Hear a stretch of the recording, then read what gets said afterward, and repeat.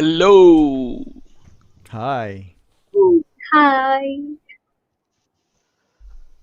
Go on, Shruti. You are the host, so you have to go for today's stuff. Yeah, yeah. So, yeah, hi everyone. It feels so great to see a lot of people up today. A lot of people are for like before the match itself. Okay. I'm an grad student and studying with a quick introduction about both of them. I'll start off with Praveen. A lot of you people know about Praveen already. For those of you who don't know, Praveen is a full stack developer and he has his postgraduate degree from University of Leicester, and he has 12 plus years of industrial experience. Praveen is a specialist in MERN stack and LAMP stack, and he's an source contributor and ex Microsoft most valuable professional uh, for the Visual Studio and development codes. Thank you, Praveen, for organizing this event and having me a part of this event. Thank you. And next up, we have Eddie. Eddie is an open source advocate and he believes open source is for everyone and he's more passionate. He's committed in bringing more people into open source community. Eddie is one among the 14 people all over the world, all of the millions of people who use GitHub. He was one of the 14 people to be selected for the GitHub Stars program, and he is a GitHub star. So, yeah, if someone who's getting started with open source or getting started with Git and GitHub, I think his YouTube channel is something you have to check out. Amazing for people who are getting. He is founder of Raw Data. It's a source and it's a diverse team of people who are working remotely. Thank you, Eddie, for joining us today. And yeah, that's it about the introduction. And to everyone who's watching the live right now, feel free to ask how much ever questions you have. Uh, the main point behind having a live event is that uh, as you code, you might encounter a lot of problems, errors, and doubts, which you might not see when you're actually seeing a video. So when you get your hands on coding, you might encounter a lot of problems. So feel free to uh, post questions in the comment section.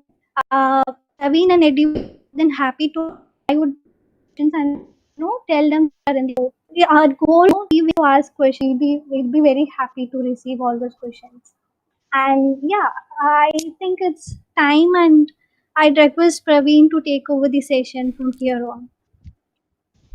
Hey all, thanks, Shruti, for such an awesome introduction for me. And Shruti is our favorite pet designer, so she's doing all the design stuff, and she's also a full stack developer, where she's gonna do a lot more with our team. So in the future, so Shruti, you have a surprise at the end, which I'll let you know. And Eddie, uh, Okay. what do you think about what do you think about the GitHub and the open source? And you were talking about something about you can earn using GitHub.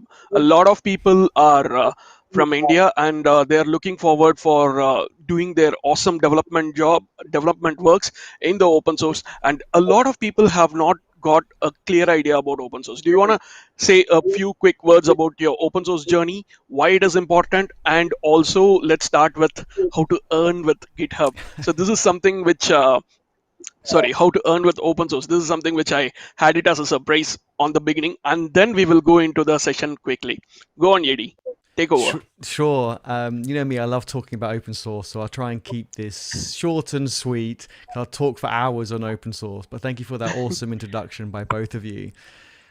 GitHub brought out GitHub sponsors quite recently, and it's quite new, so a lot of people don't know about it. And I have got a video on this on my YouTube channel, but let me give you a quick, brief overview. It basically allows people to donate to you on a monthly basis, and people want to donate. I actually go to some people who have contributed to my open source projects or get involved in my community, and I want to go sponsor them. I think, you know what, a couple of dollars a month to that person, a couple of that one, but they're not signed up to GitHub sponsors, so I can't, give them the money. So it's available in 32 countries. It's not available in every country yet. They keep rolling it out more and more. And if it's not available in your country, you can apply for it to be available. And I think they're going to do it so that the countries with the most interest of people is where they're going to focus their attention. So if it's not available in your country, do apply for it still. I think you can request more information in the future when it comes out, and that shows the interest in that country. But I started in open source a long time ago, well over a decade ago. And things were very different back then. We didn't have GitHub. It wasn't as easy to contribute to open source as it is now. I'm not trying to say it's easy, but it is easier. Before, you had to sign all these NDAs, get access to private subversion repositories and all different URLs. Now everything is mostly on GitHub, and you can use even the GitHub UI to make GitHub contributions. I see Mohit says, yesterday's green box can't be achieved. So Mohit is from my community, and I encourage everyone to get that green GitHub box every day for multiple reasons. One, I get my clients, my projects, because of my GitHub open source contributions. And it's not a sprint, it's a marathon. So I highly recommend trying to do little and often. Don't try and finish a whole project in a weekend. Just try every day, do something little. And things like raising an issue does count as a green square. And people looking at your GitHub profiles aren't just looking for code, right? They want to see how you collaborate with other people. So get involved in the conversation, reply to comments, raise pull requests, review people's pull requests, and leave comments and suggestions and ideas. And if you want any more information, I don't want to take up the whole of Praveen's stream. I know he's got lots of amazing knowledge to share, and I know you've all got lots of questions, but we can talk more about open source another time in one of my streams as well. But Praveen has got an exciting stream today, and I'm really looking forward to learning a lot from him. I hope so. All right, so we will be discussing a lot. Eddie, do you want to bring up the slideshow? Yes, let's do it. I forgot about that. You probably want that, don't you? Hey, so here comes the introduction. So what we are gonna do today is, a lot of people have been saying why are you learning PHP at this point of time? I mean, isn't it not dead already? I don't want to learn something, a language which is already dying, and this is not what I want. So many negative things that are happening around PHP, and this is kind of like, hurting as well, in terms of, like, see, I'm a PHP developer, like, not exactly right now, but I started as my career as a PHP developer in a LAMP stack environment as a hobbyist. So when I was studying my 8th standard, I was kind of like forced to get into PHP because it is the open source one, and it is really kind of like easy to get into and stuff like that.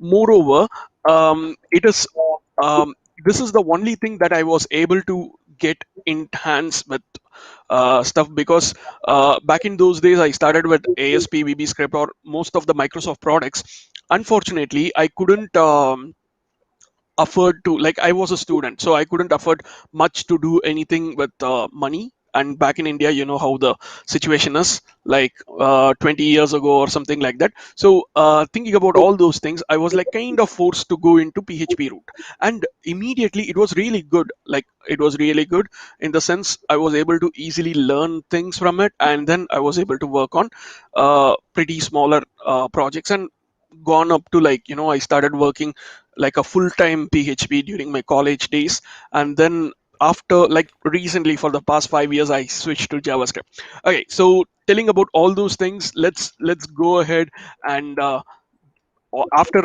even Shruti actually gave me a quick intro, but let me quickly start with a boring introduction. So these are the complete stack that I work on currently, and it's a current stack. Okay, so whatever you see on the left is the stack that I work currently, and the whatever you see on the right, I was working previously. So I'm a Perl or LAMP stack developer, which means it's like a full stack JavaScript development. And I'm a tech speaker. You can see that I'm a mentor as well. So if you have any questions related to your career, technical advice, development route, path, you can ask me. So I'm a Stack Overflow addict. You can see my thing. So I always have this because like whenever you try to help others, you'll get the benefits. So don't expect anything from others and try helping. Like that's the open source like the formula, right? So that's one thing. And yeah, I was awarded an Microsoft MVP. And Microsoft, anyone who is looking at me here, please do nominate for me again for Microsoft MVP. I'm really dying hard to get it, and I really love the time when I was a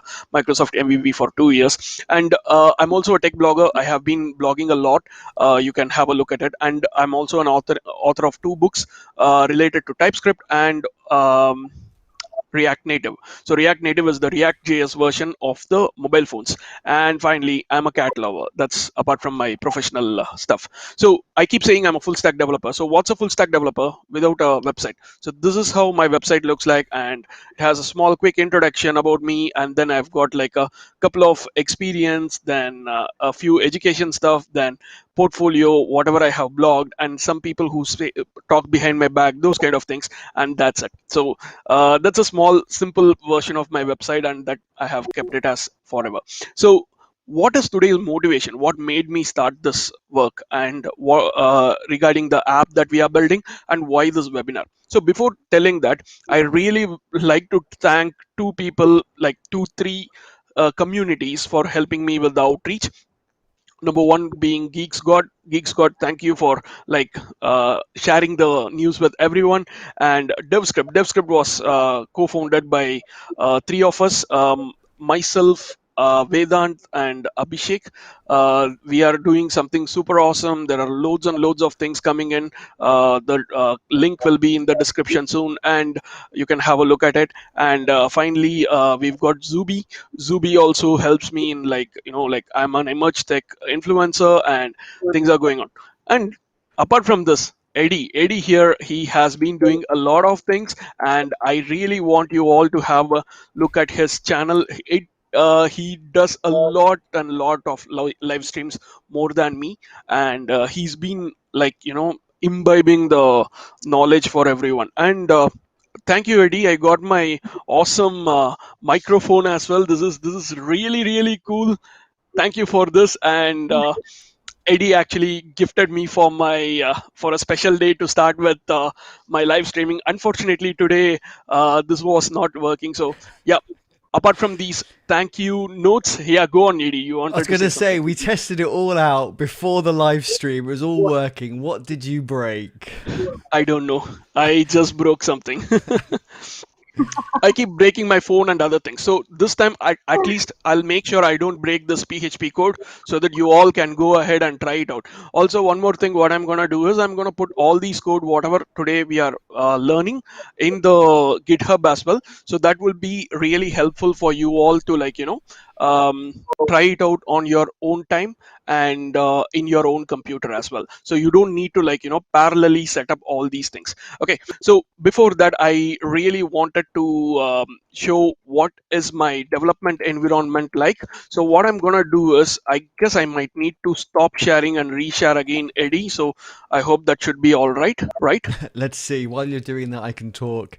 Thanks, Abhishek, for the saying my GitHub profile is awesome. I'm always making changes. I hope everyone here has got a custom GitHub profile. I look forward to checking those out in a live stream, maybe next week.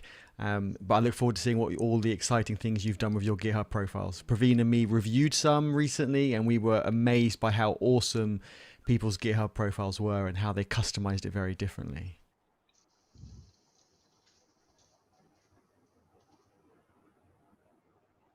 So who here in the chat, let us know in the chat why Praveen's searching Google to type what is PHP. No, just joking. Let us know in the chat what you're all learning at the moment. Tell us a bit about yourself. Like, what stage are you in your studies or your career? What are you learning at the moment? And what is your next step? Like, what is your challenge at the moment? Are you learning something? Are you looking for an internship? Like, what's your next challenge? And we can see how we can help. By the way, for all of you who have joined, we have got a awesome surprise about internships. How many of you have seen our last video, like the previous live stream?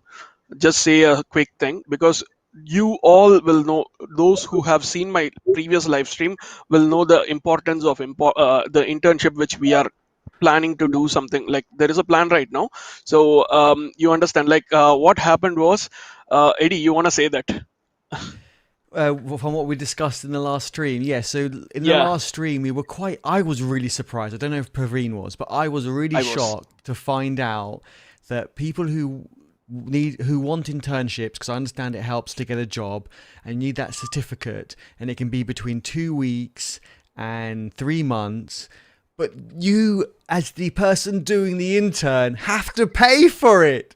I was like, because the interns I had last year, I paid them because I valued their work. Right, they added value to the community and my projects. So Praveen and me are looking to see how we can help, and we won't be able to scale massive, but we can help. I'm definitely, when looking at people to hire an intern, is looking at their GitHub profile. So make sure you've got lots of activity. It's customized a little bit. It doesn't have to be perfect. I guess when I look at people's GitHubs, I just like to see them getting involved in the conversation, a discussion in the community, and seeing that they, whatever your code or work or documentation on there is today, doesn't matter what state it's in, but as long as it's better than 1 month ago or 3 months ago, because it shows me that you're still learning and still improving. Awesome. So yeah, I would like to say something about this one as well. So before anything, for people who have got zero clue about PHP, it is completely fine to be in this session, and there will be a follow-up email or follow-up messages on for those people who have joined my WhatsApp group on this particular thing. Also, if you are not yet connected with me, please do go ahead and connect with me. And if you have any questions about the follow-up stuff, you'll be getting the information on the events page as well. So that's one thing which I can promise. Now, before anything, I would like to quickly explain about how my personal development environment looks like. So I'm using a Mac machine. It is a Mac OS. It's an older version. I guess I'm using a Mac OS Sierra, which is very old. It is 10.12, and currently I'm using my basic development environment with Google Chrome as the web browser.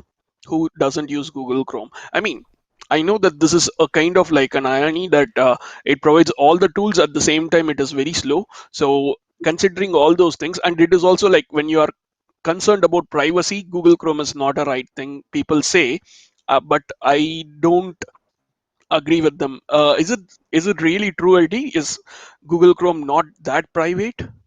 It's quite interesting. I think you have two different camps. You have people that are die-hard Chrome fans because it is following the standards. It is up to date. Most things work in Chrome and don't, might not work in other browsers. And then you get Even other Safari people doesn't that, work. yeah, see, Safari, I love Safari only because of the ecosystem, but you're right, I do all my development in Chrome, but I do my browsing in Safari just because of the ecosystem, and it syncs between my iPhone, my iPad, and my various Apple computers. But yeah, for development, I don't use it for that. And then you get the people that are really against Chrome for whatever reason, and I think they call it out on security issues to try and scare people. But Chrome gets the most updates. Even if there are security issues, then they're going to get fixed quite quickly and all the rest. So it's a hard one. Got it. So coming back to our development environment, I use Google Chrome as the browser, and if you have Google Chrome, you can do a lot of things like, inspect the element, change something. For example, for people who have not tried this, let's say, what would be the best, like national newspaper or something like that? Maybe Times of India. So let me try putting Times of India here, and yeah, I do get this website, and there is like there is a top news here. Let's say we can do one thing. So instead of doing this one, let's quickly do something like, Eddie Jaoude finds the perfect resolution for COVID-19. Look at this. So this is superb, right? Like if you look at the real website, it is the real website. Yes, this is Times of India's real website, and it looks like you have Eddie's article here. Eddie, are you a doctor? So Just this today. is I'm a doctor only for today. only for 5 minutes, right? Yeah. So if I refresh this page, it's gone. Oh, can you zoom in, Praveen? They're saying it's a bit small.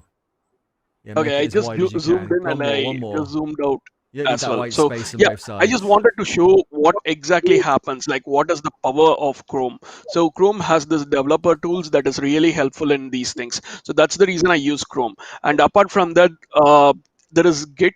Git is something which is really helpful in case if you mess up something, you can go back and come forward and stuff like that. And I use a lot of shortcuts here. So that is even that is easy to like work on stuff. Okay, one more thing which I'm gonna do is I'm gonna create a new GitHub repository. So if I go to github.com, for people who don't know what github.com, Eddie is going to explain now while I create my repository. Thanks for that warning. So yes, so people were asking in the chat the difference between Git and GitHub and what is GitHub. So Git is the version control system. So every time you make a save, I'm doing air quotes here because you have to make a commit to do the save. It's like a stake in the sand, as we say. So you can go back to that version every time. So you get a history, like an audit trail of the changes that you want to save. And you can do more features like branching if you want to test something out, try something out. And it's a great way to collaborate with people because you can resolve conflicts very easily. And GitHub wraps all this. It wraps the Git repository with an issue tracking system so you can raise issues. Do raise issues of your ideas and things you want to do. You'll get that green square on GitHub, and other people can then join the conversation. You can do things like pull requests so you can review each other's work, which I think is absolutely awesome.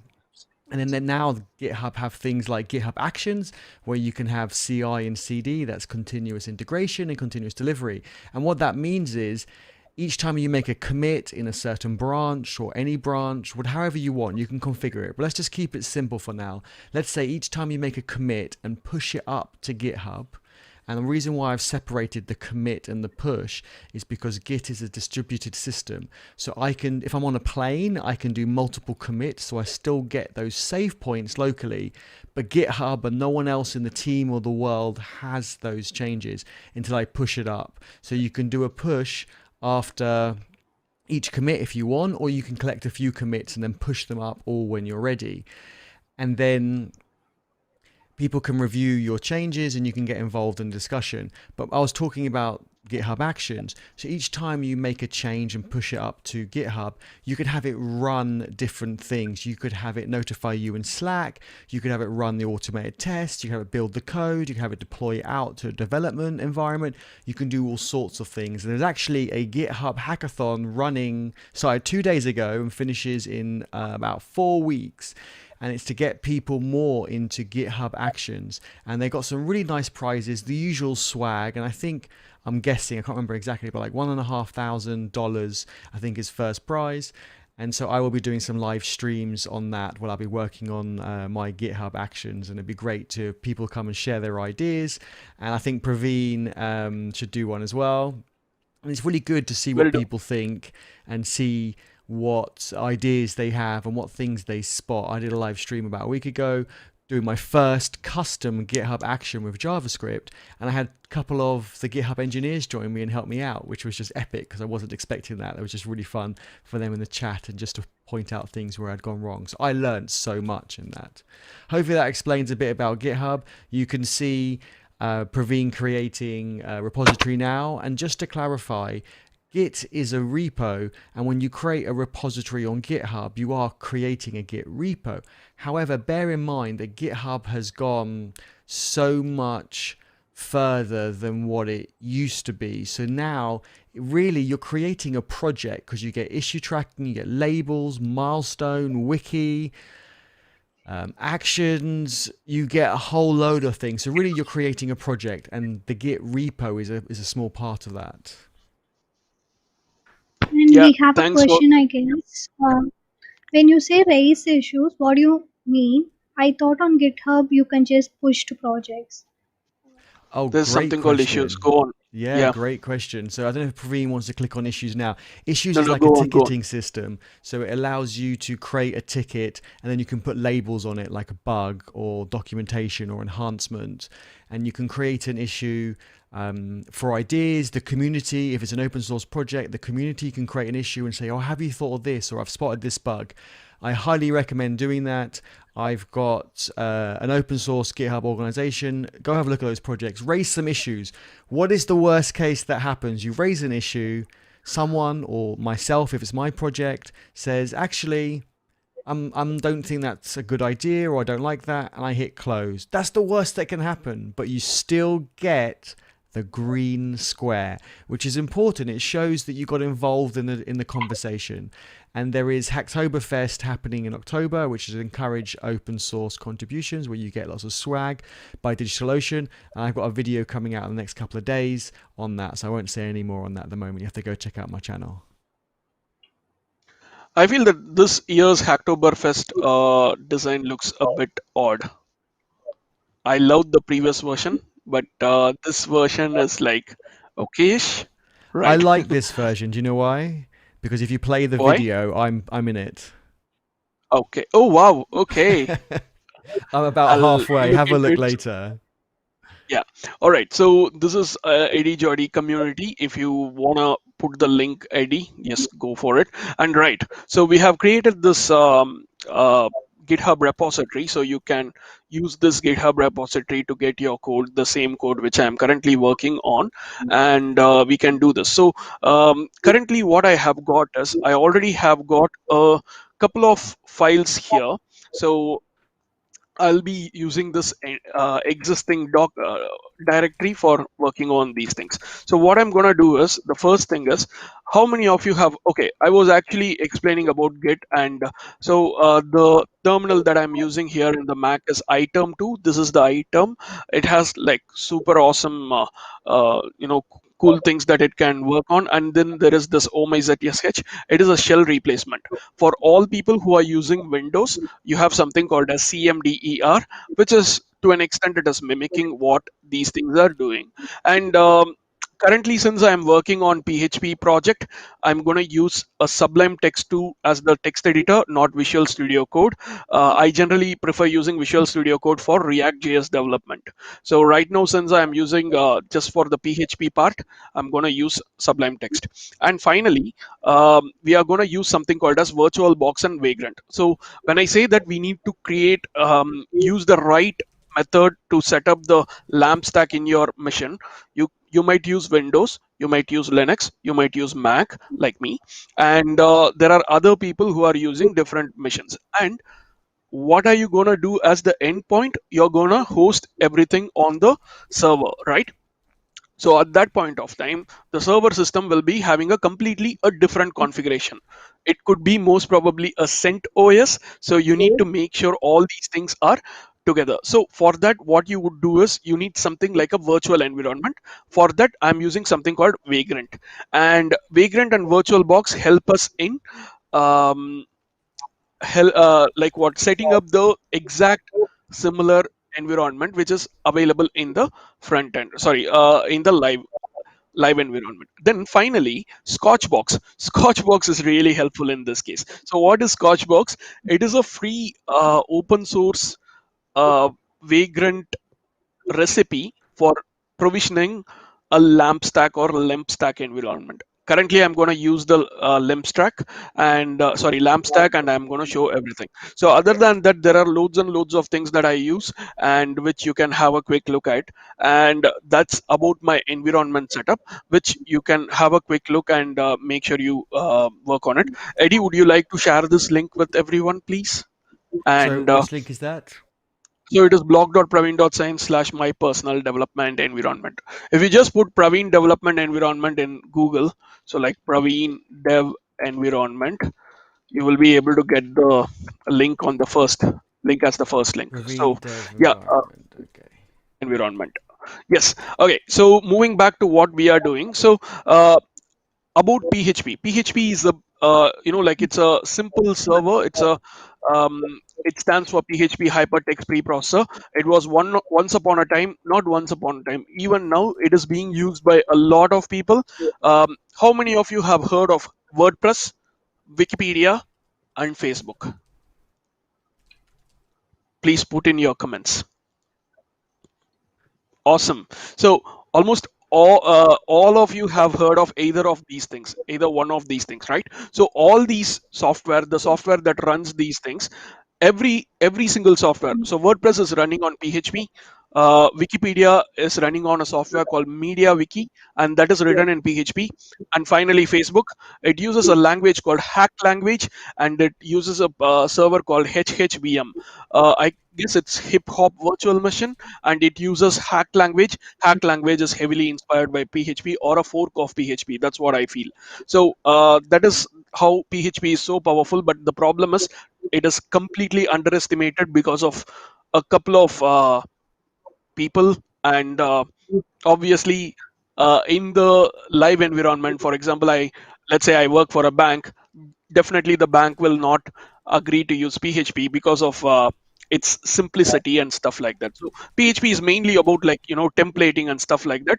And but since it is a server side um, application, it is easy for us to, like, learn quickly and then get some things done. So this is not a like a basics of PHP kind of a thing. Definitely I'll be sending you some videos on basics of PHP, or if you go to YouTube, there will be like loads and loads of basics of PHP.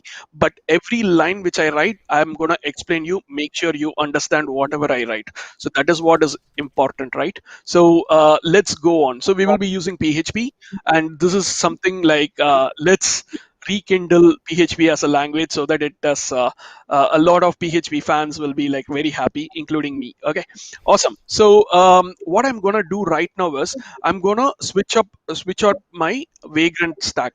So to say something about Vagrant, it's Vagrant up, and this looks like this. So this is the software, and all you need to do is you just need to put Vagrant up, and then it automatically runs the application. Currently I'm using Scotchbox, so it's box.scotch.io. So all these links are there in my um, personal development environment blog post, and you can see everything here, like what is it actually and stuff like that. So I'm not sure whether I'm using a pro version. I guess I'm using the free version. So going back to our mission. So all I need to do is I need to put Vagrant up. And what this does is it's going to check the latest version of Vagrant, and it is going to start the virtual machine here. And now it's going to create another completely different environment inside my machine, and it's going to run as a server. So that is what is going to happen right now. And one more thing which I would like to say is I have set up all the host names and other things. So this way, whatever I write, like for example, right now I'm going to put scotch.box, and it immediately says me welcome to Scotchbox 2.5. This is what I'm currently using. It's a free version, 2.5 version, which is an old version. And this box supports, it is running on a Ubuntu 14.04 LTS. Look at it. It is more than 6 years old. And we have the PHP version of 5.6, which is okay for this one. The main thing that we require is a good PHP version. Anything about 5.6, then we need to use Image Magic as well. So these are the two things that are required for Ravi, our. sorry to disturb you, but people want you to zoom your screen. There's a lot of Yeah, messages in the chat box. yes, I have been trying to zoom the screen a lot, so I hope it is. Yeah, um, I'm. Yeah, so I'm just trying my level best to see the do the zooming as much as possible. All right. Okay, so the next thing is for the verification part, we may use MySQL. I don't know if we have the time to cover, but let me try this out. And finally, there is like loads and loads of other things with Scotchbox. So leaving the Scotchbox aside, let's start creating our own stuff. So I created this particular directory called certi.box here, and then this certi.box has nothing right now. So we are going to write from the zero. One thing which I wanted to show is this is one particular font that I have got, which I already downloaded it from dafont.com or some kind of like. How many of you don't know how to get new fonts? Is there anyone who don't know how to get new fonts? Okay, let me show you. Just go to google.com and I'm going to say like, fancy fonts. That's it. Okay. And then there is like 1001 fonts, or maybe instead of fancy fonts, I'm going to put free fonts. And there is this site called 1001 free fonts. There is dafont. These are the two websites which I really like, and if you want to go into the open source way, there is also fontsquirrel.com. These are the three different websites I would suggest. So if you go to these sites, you can download free fonts. Okay, so leaving all these things, I got this particular font. I don't even know what is the name of the font, so don't ask me a lot. And one thing which I did was I created this cute certificate. Let me put it full screen. So this is how the certificate looks like, and I kind of like generated using a website called canva.com. And yeah, another shout out to Canva in case if you are not sure what it does. So it has a lot of like, if you are not a Photoshop person, or if you are not a designer like Shrutika, what you can do is you can just go ahead and open this site called canva.com, and you can immediately create a lot of stuff in that. So that is really good. And this is a certificate that I kind of like designed using Canva, and I hope it looks nice with my Cats and Tech logo. Cats and Tech is one of the companies which I am currently doing with created a community, and there is also one more surprise on this, so stay tuned. Okay, the next thing which I wanted to say is, with this being done, these are the two files that I have got with me in my directory. So one is this empty png file, and then the font. Okay, other than that I don't have anything. The first thing which I'm going to do is I'm going to go to the certi.box, and then if I see the list of items, you can see that I've got the font. Let me see if I can zoom in more. Okay, How is that if the you can first see time that. I'm seeing that certificate, Praveen? You didn't show that to me before. It looks very cool. Thank you, Eddie. That's so cool. That's so awesome to hear from you. Okay, so yeah, again, it was not designed by me. It was designed using Canva. So obviously the credits go to there. Okay, so looking at this directory, you have got a few stuff. I'm just gonna hide this works because I just created it to test out a few things. So the first thing which I want to do is I want to connect this particular directory with my GitHub account. Okay, so you have this particular page which clearly says what you need to do. If you want to create a repository on the command line, for a new repository you need to do all these things. For an existing repository you need to do these things. So we don't have a repository here, so if I do a git status or something like this, it is going to tell me fatal error, not a git repository, or none of its parents are git repositories. So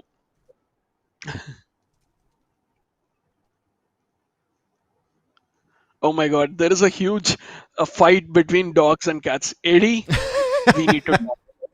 I didn't see the chat now. Seriously, something is crazily going wrong. Okay, all right, fine. Coming back to this one, since we have to create a new repository, being a lazy person, I'm just gonna copy whatever is given in the website. So the first thing is git init.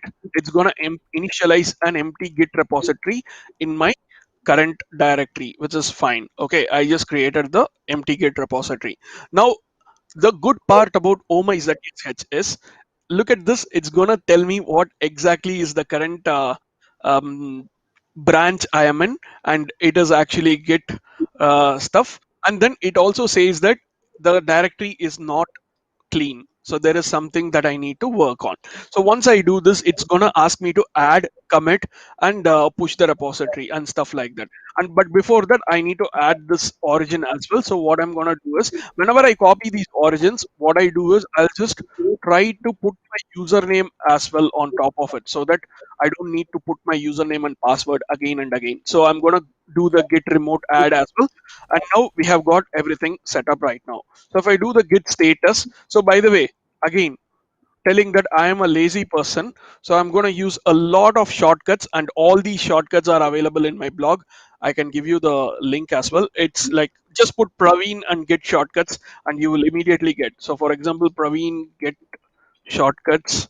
Please SEO, don't fail me.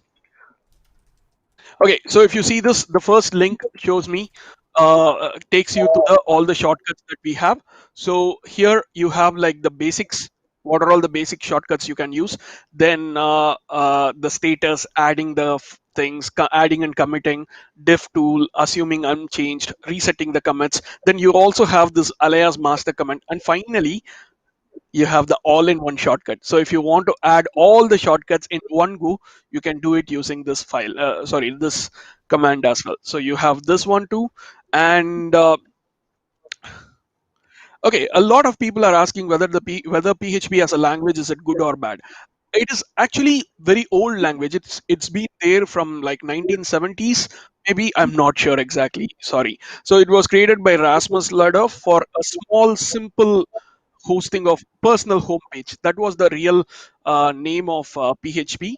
And later on, what has happened was it was mainly used by almost all the templating places. For example, wherever there is a content management, content thing, etc. So there it was used heavily. And since PHP is open source, people were trying to find a lot of issues with it and trying to find the loopholes to, like, attack the server and stuff like that.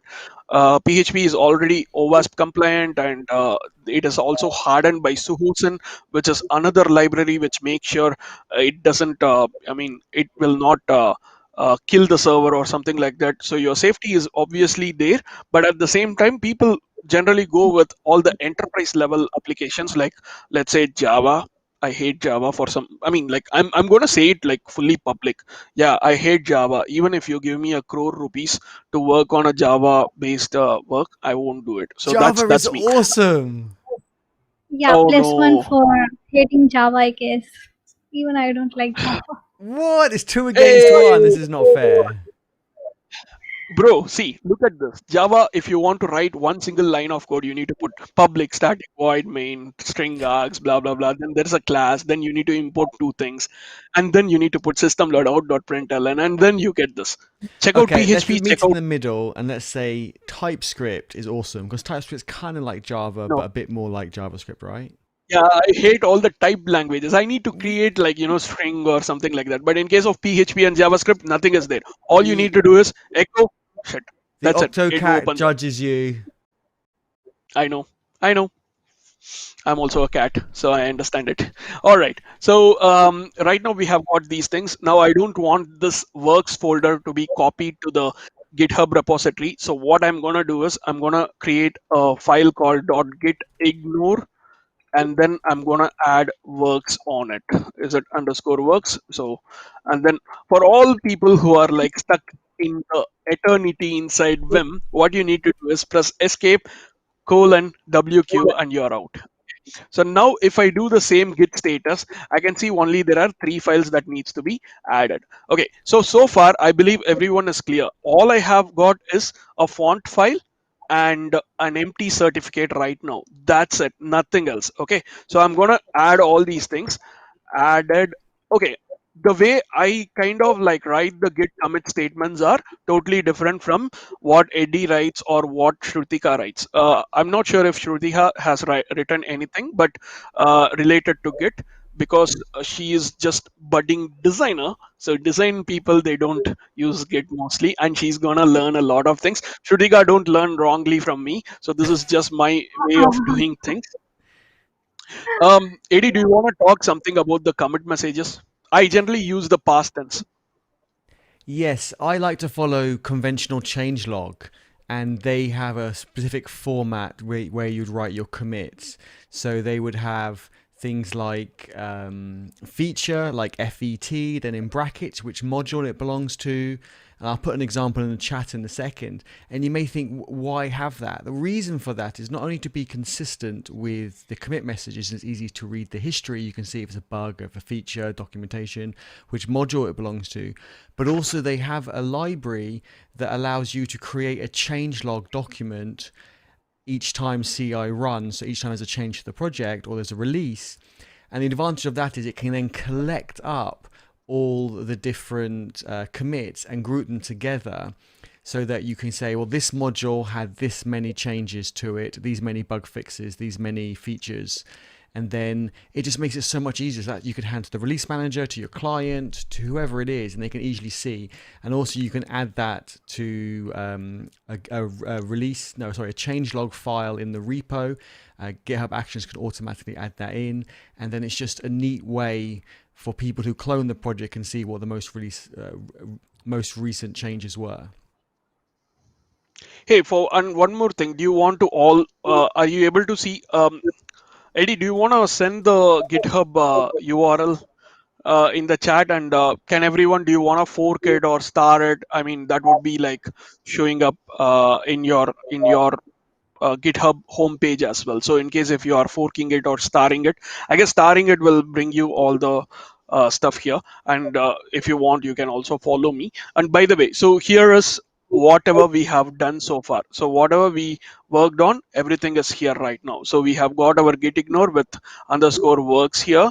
And then we have got our empty certificate. If you open it, it's going to show us a small preview of, no, actually it's a huge preview of the certificate. And then we have this font, and I don't think it shows any what do you call this, preview of the font. So we'll just leave it as such.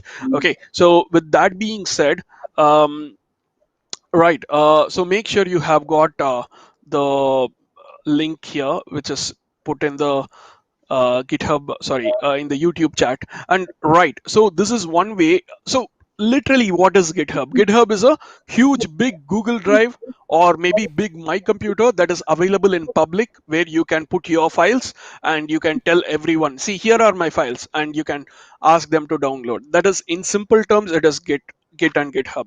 Okay, and coming back to our code, when you go to any of these websites, web servers, websites, and stuff like that, you see that there is something called index of, right? So something is there in the index name, the name index. So what I'm going to do is I'm going to create a new file called index.php. It's a PHP file, right? So I'm just going to create index.php, and I'm going to write something very quickly. Okay, so for now I'm going to say hello everyone. Oh, sorry, let's PHP 𝐸certificate or something like that.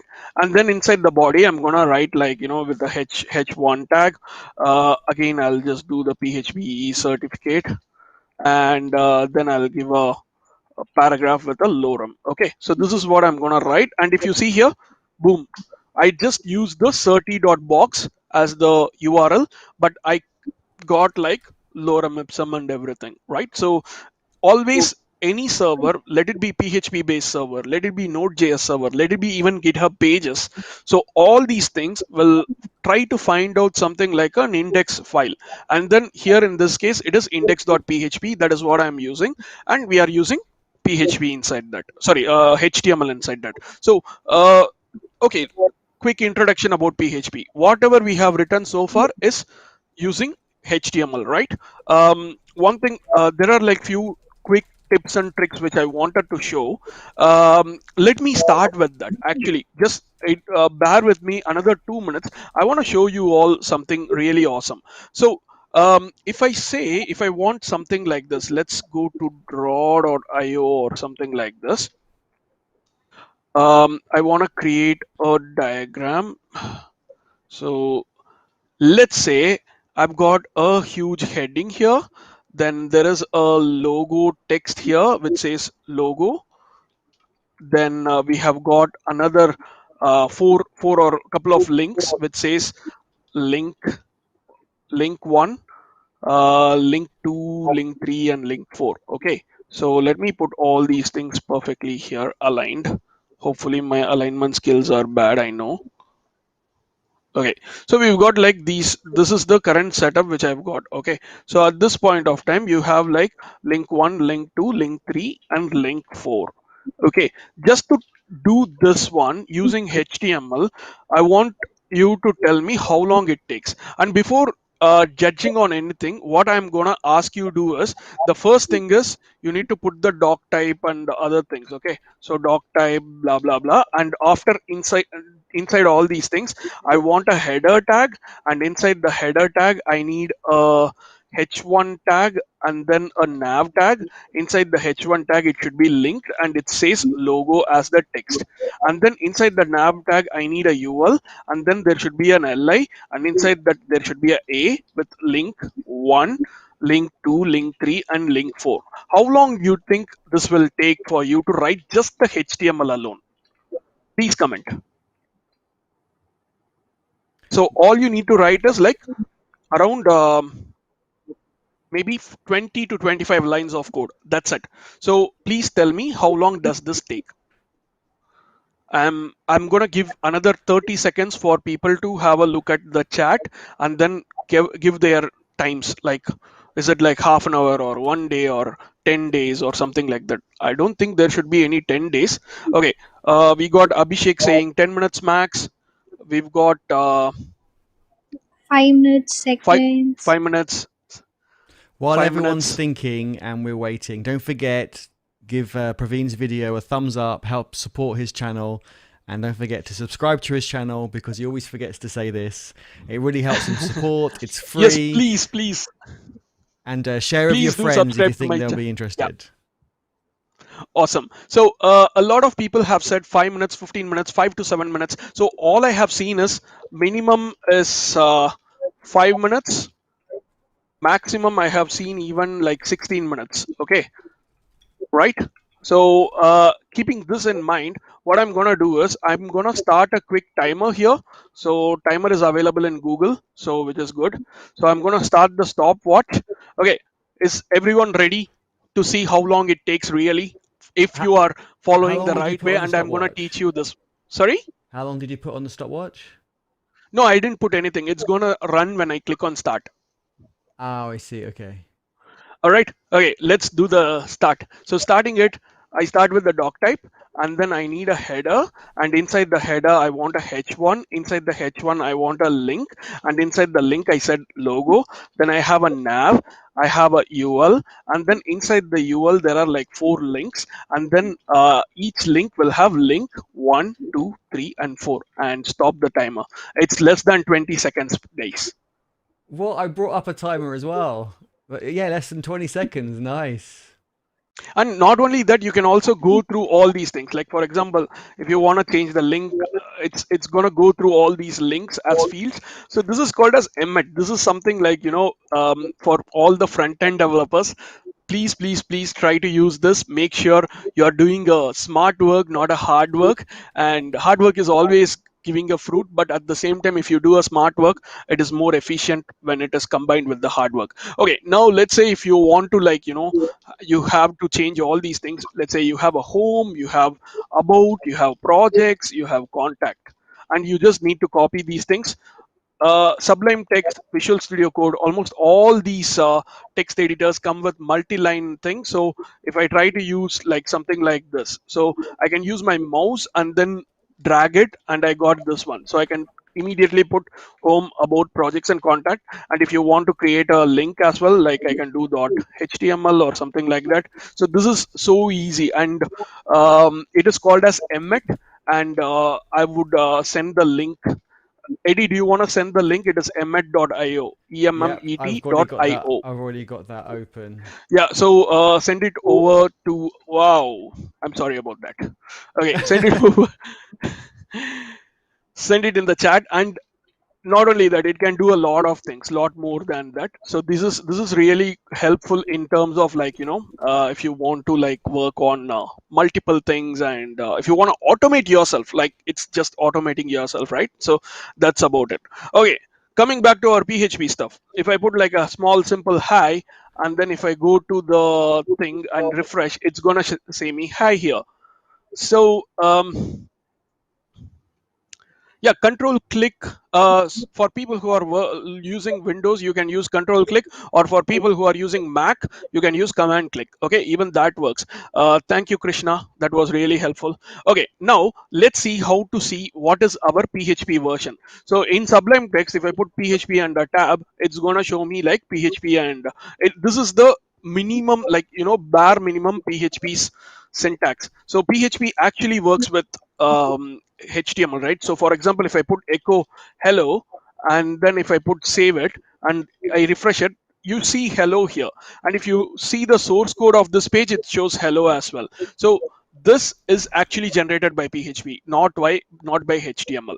And if you want to make it more dynamic, I can even say like hello, the time now is, and then I put like there is a date function available, and I could put G:(I space A, and then there is something called a string to time, and then I'm gonna put now as the current time. Okay, so I'm just gonna, so you don't need to like right now I'm not teaching anything, just wanted to show you how PHP and HTML are interrelated. So if I refresh this page, it's gonna say the time is 10:55 a.m. The reason why I have a 1 hour delay here is like there is a difference between my time and this time is the server time is always calculated using UTC. UTC time is 1 hour behind me. I'm currently in London, and the UTC time is we are ahead of 1 hour ahead of the UTC time. So 11:55 versus this is 10:55. Most of the times the server time will be on UTC time. So in case if you want to do any kind of calculation, make sure you change the timings. Since I'm in London, I'm gonna add 1 hour to me. So what I'm gonna do is now plus 1 hour. So this is good thing about PHP. Like there are a lot of like natural language processing, etc. I'm not gonna say this as natural language processing, but still. Okay, so plus 1 hour gives me 11:56 a.m., which is perfectly the right time. And not only that, for people who are in India, you can do like plus 5 hours and 30 minutes. I don't know whether this level works. I don't want to put and if I refresh it, it's going to say 4:26 p.m. and I believe that is the right time as well in India. Perfect, right? So that's one thing. And one more thing, you can also combine both HTML and CSS as well. Sorry, HTML and PHP as well. So I can say like, hello, the time now is, and I can put dot in, okay, in India, and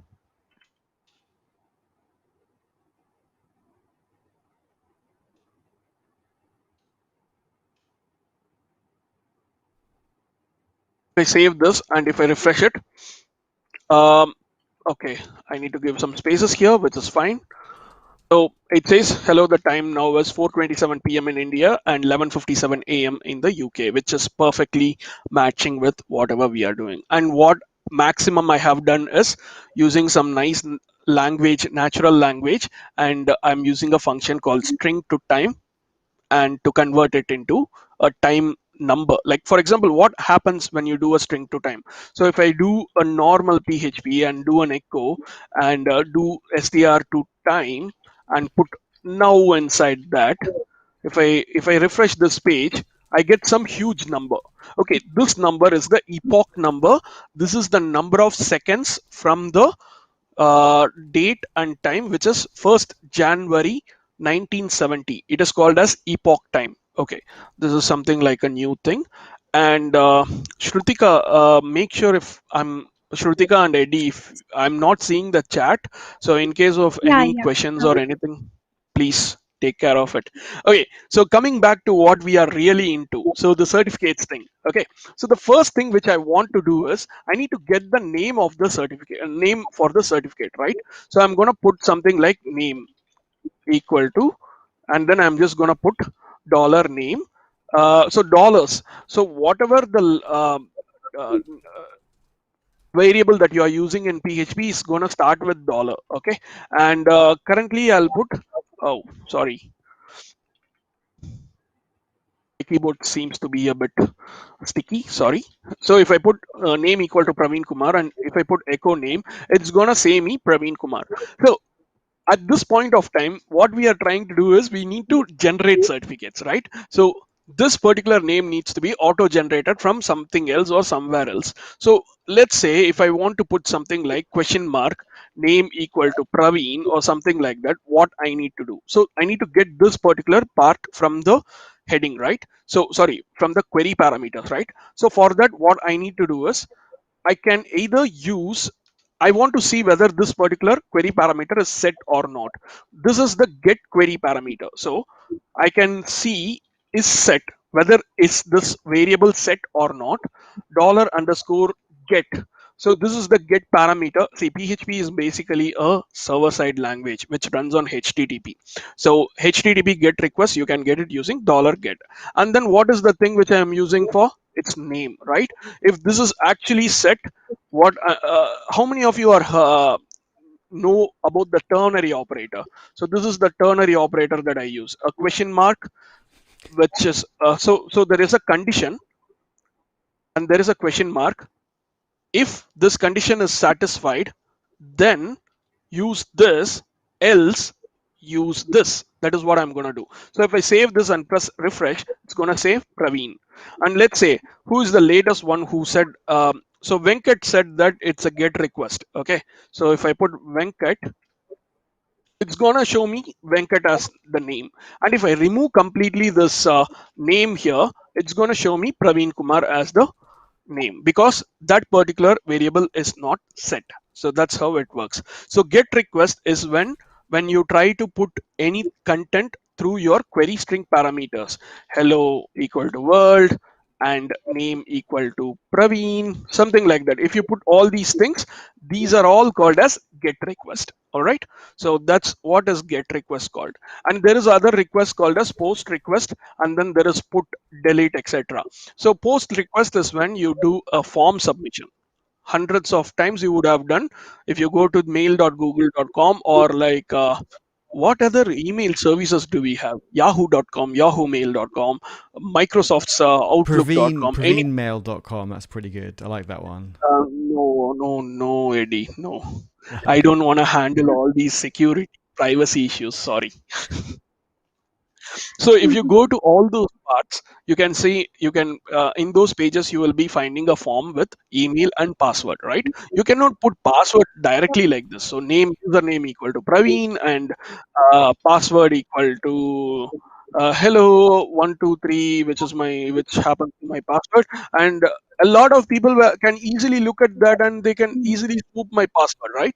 That is not the way it has to be sent. It needs to be sent in a very secure way. Number one is by using the HTTPS. For example, if you go to my website, you can clearly see that there is a thing that says connection is Praveen, secure. we have a question. Does PHP version matters? Like some says old PHP isn't that good like the latest PHP. And another question is that what PHP version you are using? Hey, that's a good question. Thank you so much. We are going to go to that soon. Okay, so the first thing is for first question is any PHP. I actually answered this question. Any PHP version 5.6 and above is okay for this particular work to be done. So be happy with that. The second thing is the latest PHP is really recommended. Oh, by the way, if you want to see what exactly is PHP working or something like that, you can use something called as a PHP info function. So inside this PHP part, if you put PHP info and refresh this page, you get literally everything. So since I'm working on a virtual machine, I'm not much concerned about what is in there. So nothing shows about my current computer. So I'm fine with showing all these things. So if you see this, it's a Linux Scotch box 3.13 generic. It's a Ubuntu system with something is there. I'm using an Apache 2.0 handler, and if you see this, this is also uses Zend framework as well for the PHP's stuff. Then if you see mainly, I'm also using Image Magic. So iMagick is the thing. So it is the Image Magic thing. So make sure you are having this particular thing installed as well. So with respect to the installation, as I said you, I always recommend using a normal lamp stack or mamp stack or wamp stack or xamp stack installation. So for people who have not got PHP installed, if you want to do something very quickly, I would really recommend 𝐿𝐴MPP. And if you see this is 𝐿𝐴MPP. And if you go inside that, it's gonna show you it is the most popular PHP developer environment, and it works across Windows, Linux, OS X. And the version of PHP here they are using is 7.4.8, which is the latest version. And I am, on the other hand, using a version 5.6, which is like maybe 5 years before it came up. So make sure you are using the latest version when you are going for the production level. All right. I hope that answered the whole thing. Now, a lot of people are saying like, yes, XAMPP is really good. So yes, XAMPP, just go search for XAMPP, and this is really good. Okay, superb. So now let's get into the quick real thing. Okay, so leaving this PHP info, if you all give me like a few more seconds, yeah, so the first thing which I want to do is, sorry, just can you all give me a second? I'll just take a bit of water. Eddie or Shrutika, do you want to take over for a few seconds? Yeah, I would like to hear more about this design work that Shrutika does. Shrutika, Yeah, so yeah, it's Shrutika. Oh, sorry, did I say it wrong? No problem. So yeah, I've been designing the website banners and the illustration that goes on a website for the subsections and the services that the website provides and all of that. So yeah, I design almost everything that goes in a website. And previously, I was interning as a doodler in a startup, so I used to doodle as well. Awesome. And where can we see that's some of your wow. portfolio work? Sorry. Where can we see some of your work or designs? Like if you want to have a look at what some of the things you've been working on. Yeah, I don't have a portfolio as such. Maybe I'll share it with you later. Maybe. Okay, we'll get you working on a portfolio that's going to be open source on Yes. GitHub. Yeah. Soon, I guess. Cool. All right. So right now, let's start with a simple thing. So we understood what exactly is a ternary operator, and we know how to get the data from the URL, right? So for now, what I would do is I'll just leave the name to be my name for now. Okay. So or else if you want to put any other name, please let me know. I'll just put that. Which one should I be putting here? So yeah, after this what I should be doing is let's do this one. Okay, so the first thing is what have we sorry, I'm just trying to open the chat messages as well because it's actually not working for me. Yeah, right. So I'm also looking at the chat window. Okay, so the first thing what you need to do is I'm just going to put something like a few comments. So always I do this way. Okay, so I start with comments and try to put a lot of comments and then do a lot of commits very quickly so that each and every commit you can find out like what exactly we are doing, and you can go back to a previous version and you can learn as well. So that is what I generally do.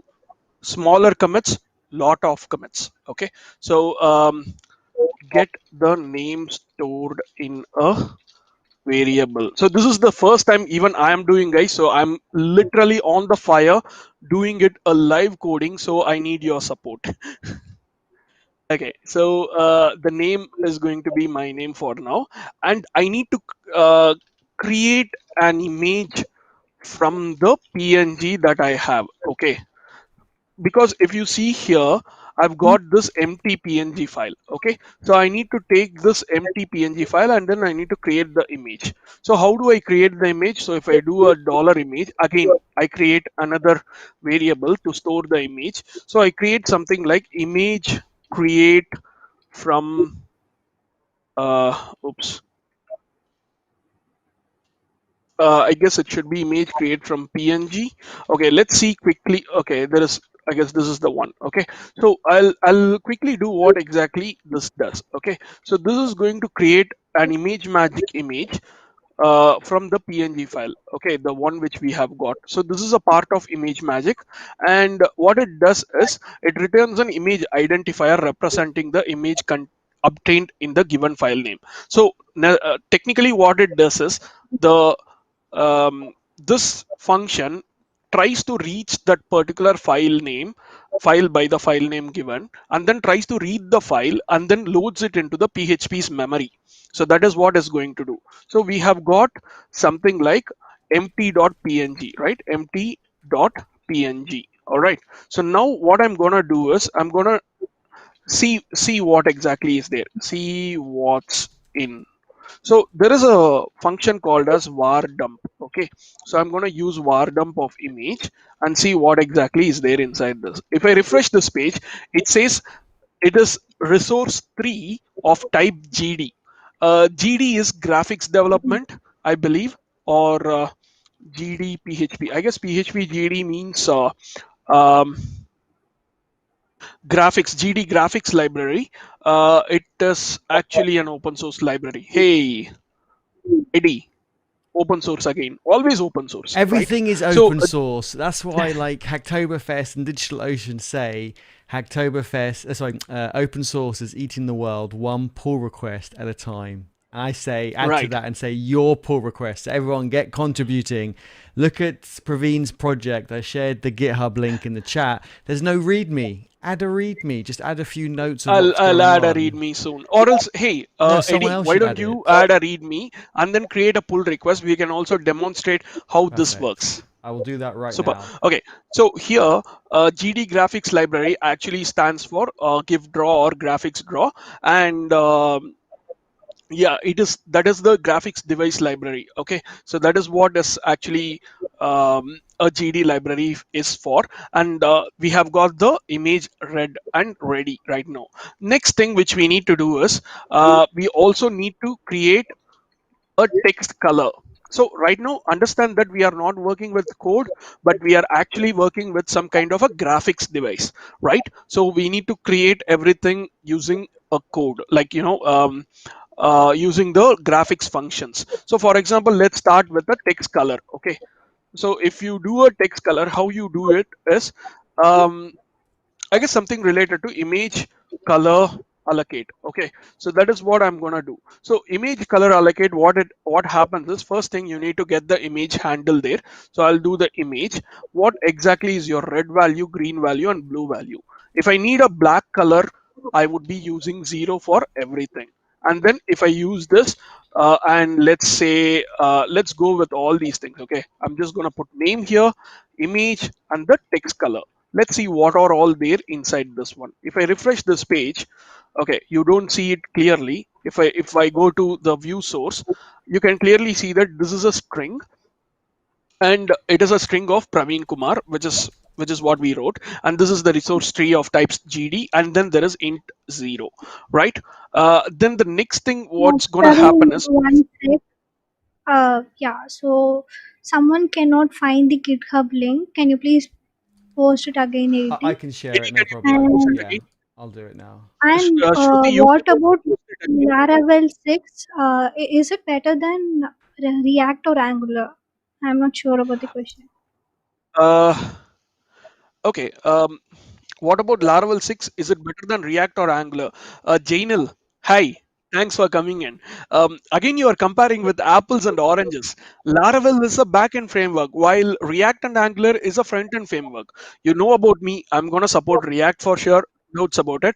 I haven't worked much on Laravel as a framework since I'm not using PHP anymore right now. I would say I don't want to say anything about it at the moment. But I have seen a lot of people, even in the government departments in the UK, they are using Laravel. So Laravel seems to be a good one. It is actually based on the Symfony framework. So I feel that's actually a good thing. Okay. Now let's say if I want to use a blue color or red color, and if I refresh this one, it's gonna show me some kind of a crazy number here, which represents red. I don't know how this happened.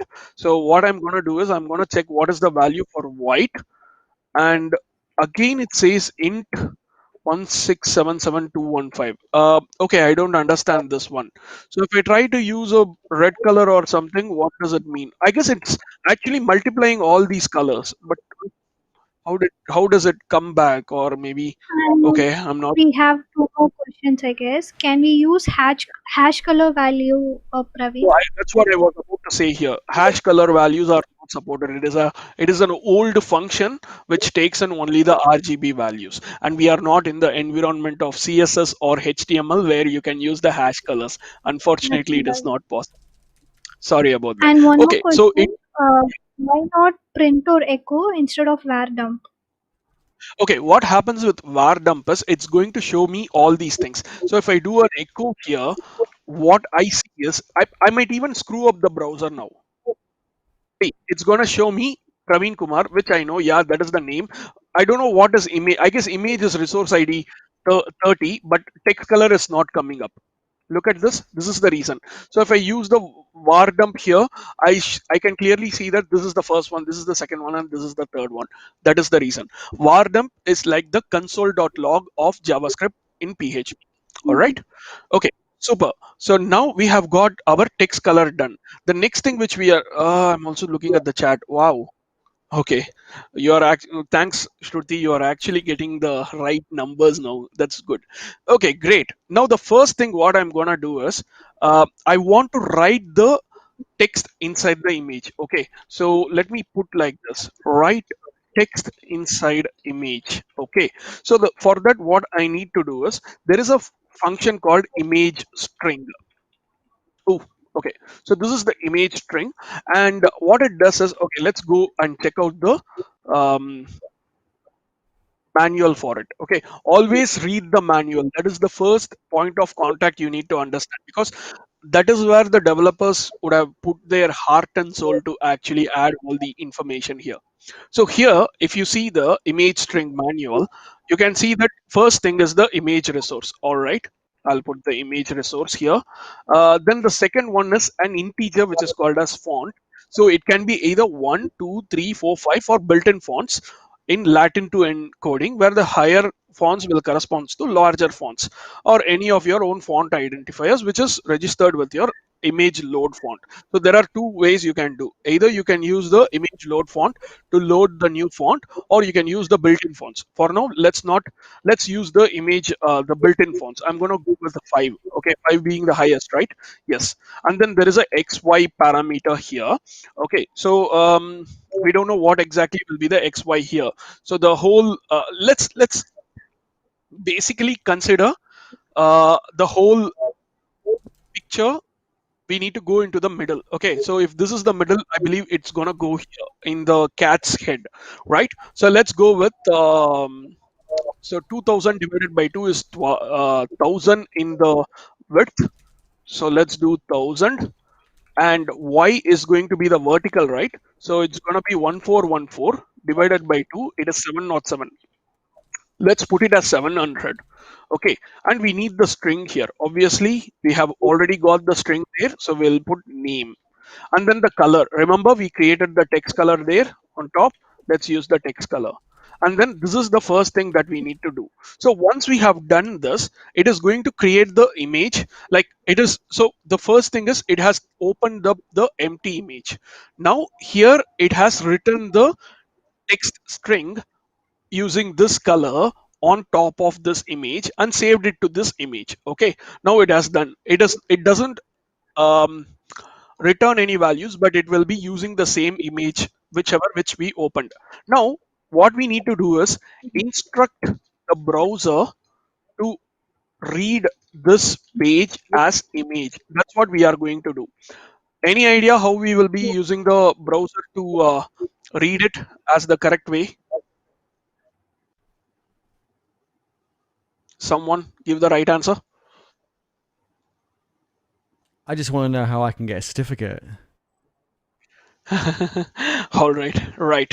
Okay, there is something called as header. Okay, so we'll be using a header, and we will tell the browser that this is the content type of this header. Sorry, content type of this page is going to be an image bar, image slash png. Okay, this is going to be a PNG file. And now what we need to do is we need to show this image to the browser, right? So show the image to the browser or output. So for that, what we will be doing is we will be using something called as image PNG. So this file, this particular function will echo out the image. And finally, we need to also destroy the image in the memory. We don't need any more. This is like memory management. Okay. So there is something called as image destroy, and then let's do a dollar image.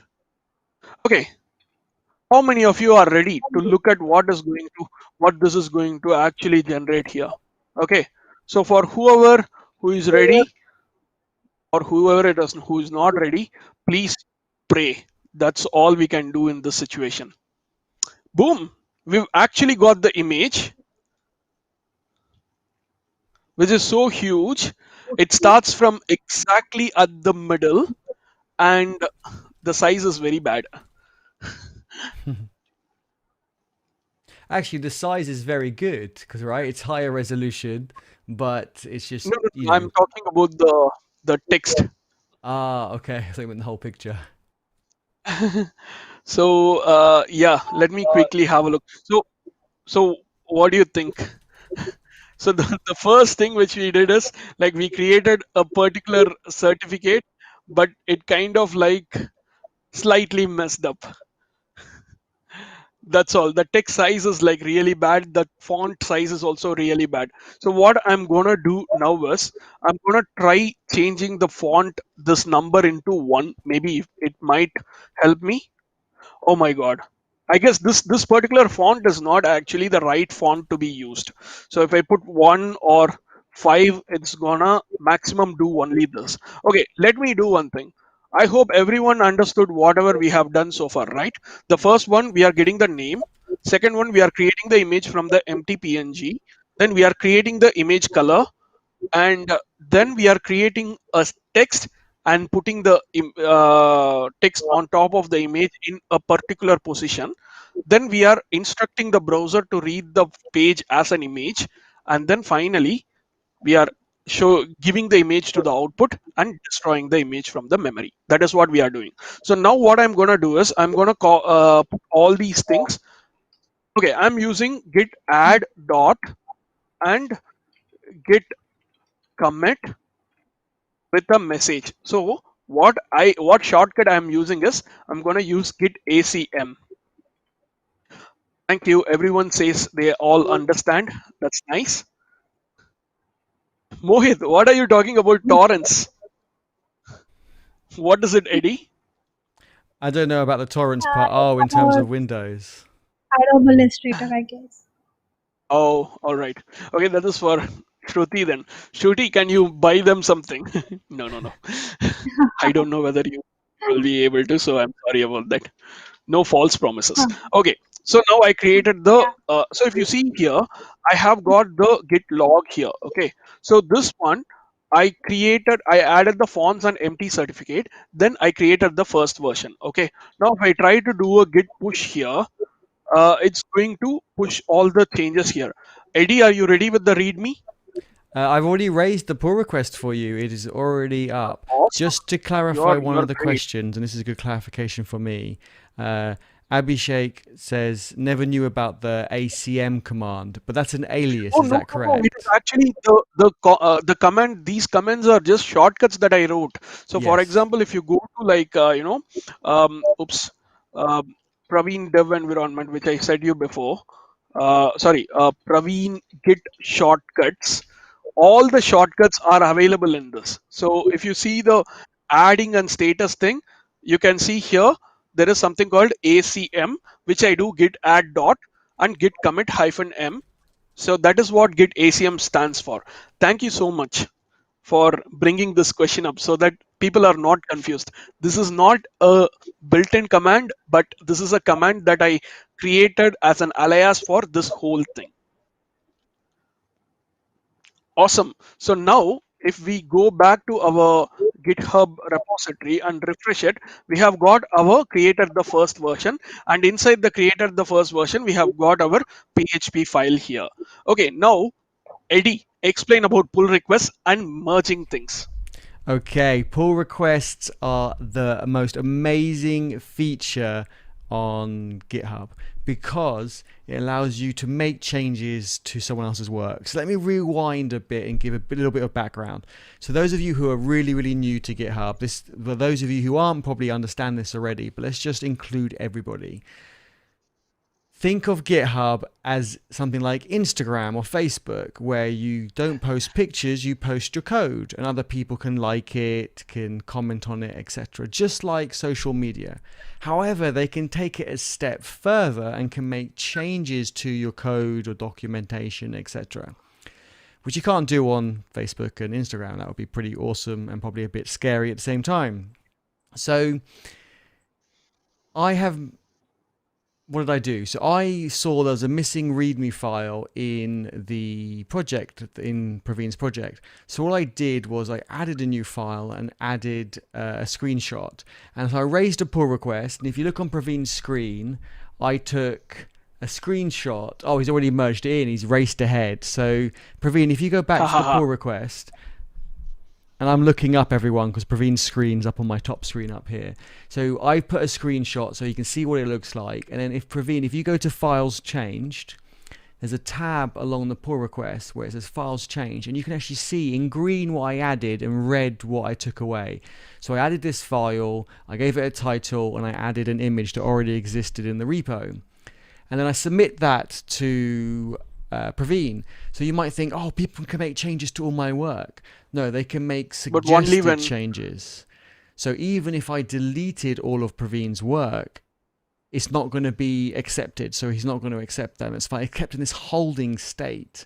So my changes were kept in a holding state until Praveen either rejected it, accepted it, or put a comment and said, I will accept it if you make these changes. But he loved it so much, he went in straight away and accepted it. And so now anyone who's got the link to the repo, if you go to the repo, like kind of landing page, I can share the link again for you.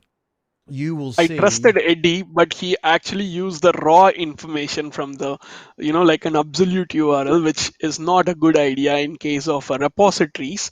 So I'm just gonna change that back. So you should let somebody else changes. I purposely put in a mistake so they can make you a pull request. Okay, so should I stop this and give a chance to someone else? Yeah, I would. This is what I do on my streams, so I'm kind of hijacking it a little bit. But what I suggest is there are 2 steps to be done here. And you can see from Praveen's screen, leave that open for a second, Praveen. You can see from his screen the change that needs to happen. So what I suggest is someone raises the issue on the project. I've shared the link in the chat. Raise an issue. And it doesn't mean you make the change, that you just make everyone aware and the project maintainer aware that there could be an improvement to be made. And you start the discussion, right? You could raise an issue where the project maintainer might say, hey, I like it the way it's done now. Thank you very much. Goodbye. You still get the green contribution square. So raise the issue. So people who want to get that green square for today, raise an issue. If someone else beats you to it, that's not a problem. You can also raise it again. We can close them. You still get the green square for today. You all do, even if the issue is closed. And then if someone wants to get 1 or 2 more extra green squares and make their profile on GitHub stand out even further, then what you do is you click on the README, you hit on the edit at the top right, and when you go to edit it, make some changes to what Praveen is doing on his screen, change the image URL from being the absolute URL to a relative, and then you scroll to the bottom and you will have a commit. You won't have options like commit to master, etc. It will automatically make sure you commit to a fork and a branch, and it'll do that all for you. And I won't go into too much details. We can do that in the future. But GitHub's web interface does a lot of the heavy lifting for you.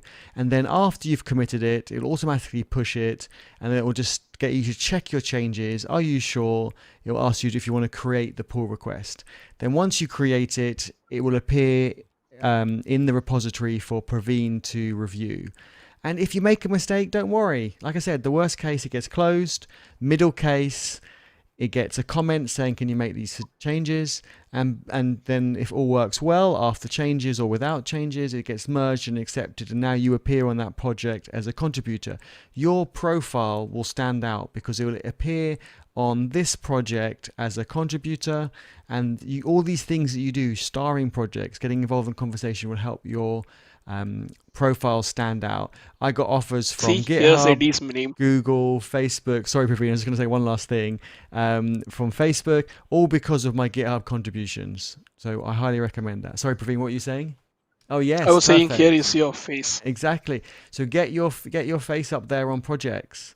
And if you want to practice, there are lots of practice projects out there before you contribute to, I suppose, the bigger and more popular ones. But it's all about contributions. I don't think people really look too much into, oh, you must contribute to PHP core or something like that. It's just about adding value to the community. By the way, who wants to earn? You can become a sponsor as well. Boom. Yes, I'm sponsoring Get your Praveen. sponsorship started. Definitely. And I'm sponsoring Eddie. Yes, do sponsor people and do sign up for sponsorship as well. Awesome. Can I answer some questions in the chat? What do you think? Go on. Let's have a look.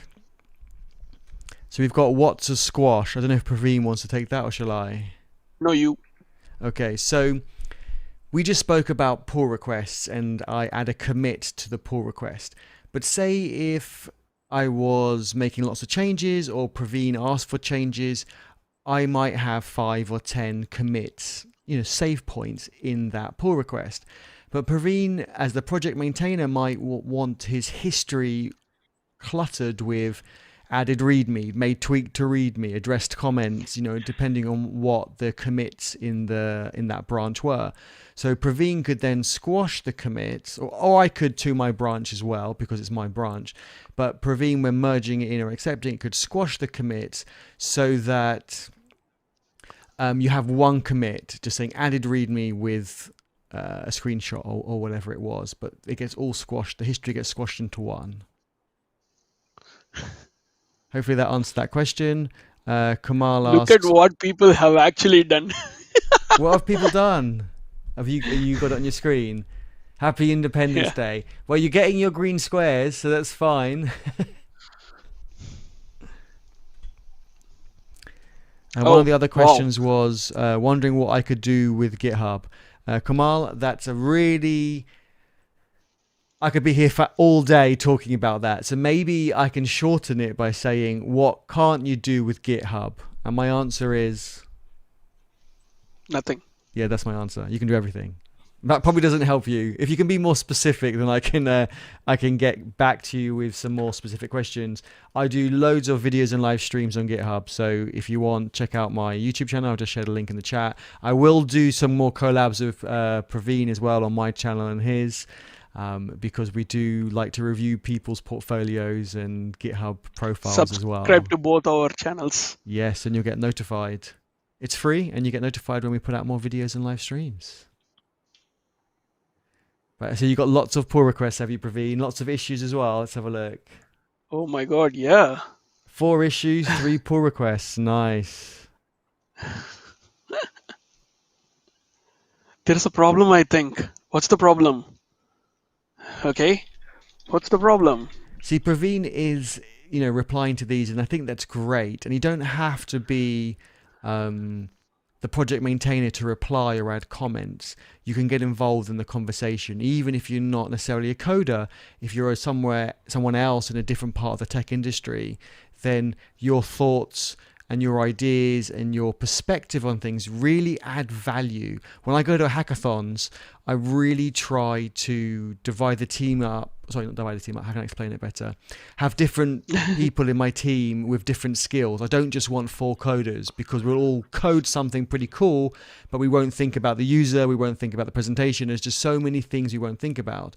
So the hackathons that I have won have been where half the team has only been coders and the other half have been different: designer, technical writer, public speaker, or whatever it is, but just to give a different perspective and feedback and think of the different parts of the project.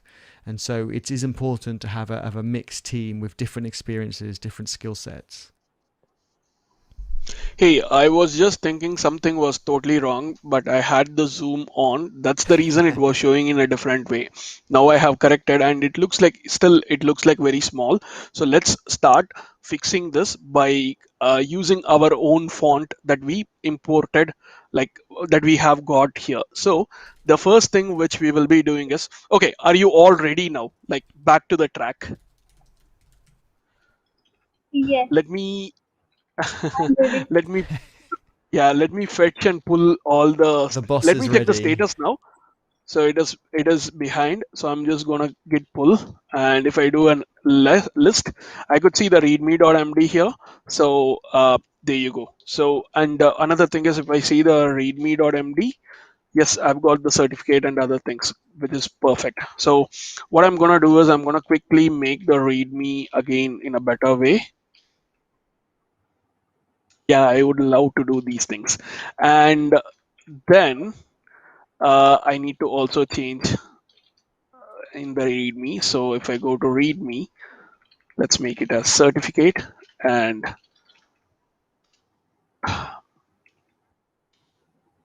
because I need to use the git mv as well here. So so it looks like this. Perfect, perfect. And the only thing which I need to do is commit with a message saying that updated contents of readme. All right. So I'm just gonna push this again, so you can see that my code is pushed here again, and we have our Bhuvanesh Hingal. Thank you for contributing it, and we've got everything here as well. Subab.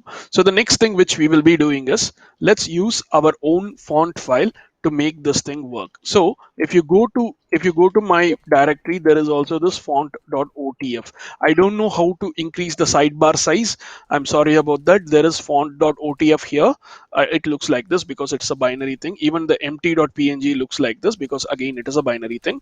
So right, so we have got that. So before right after the text color, let's do import the custom font from what was it, font.otf. Okay, so now what we will be doing is, for that we will try to get the font path correctly done. Okay, so let's say we will have the font path, and there is this special um, variable in PHP which is underscore underscore. It starts with underscore underscore, and I'm going to put underscore underscore dir.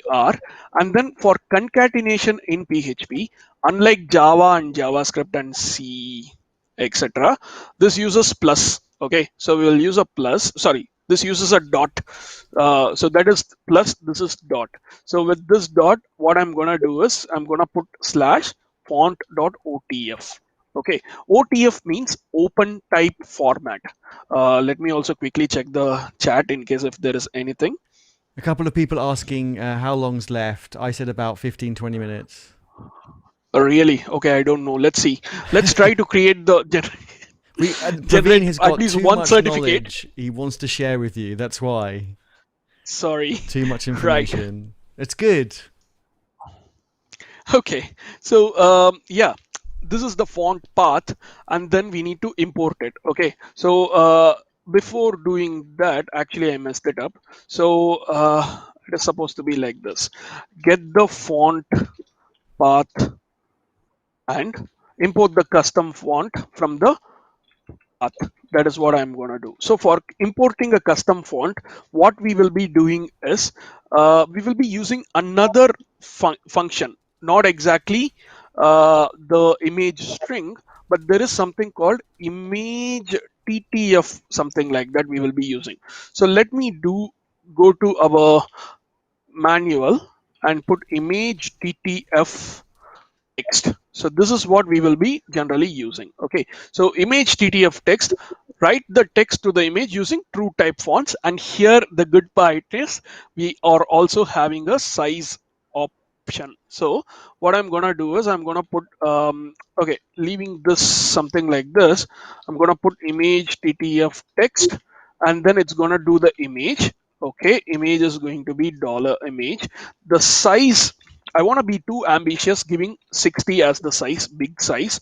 Then the angle at which it should be tilted, I don't want to put any angle, so I'm just going to put 0.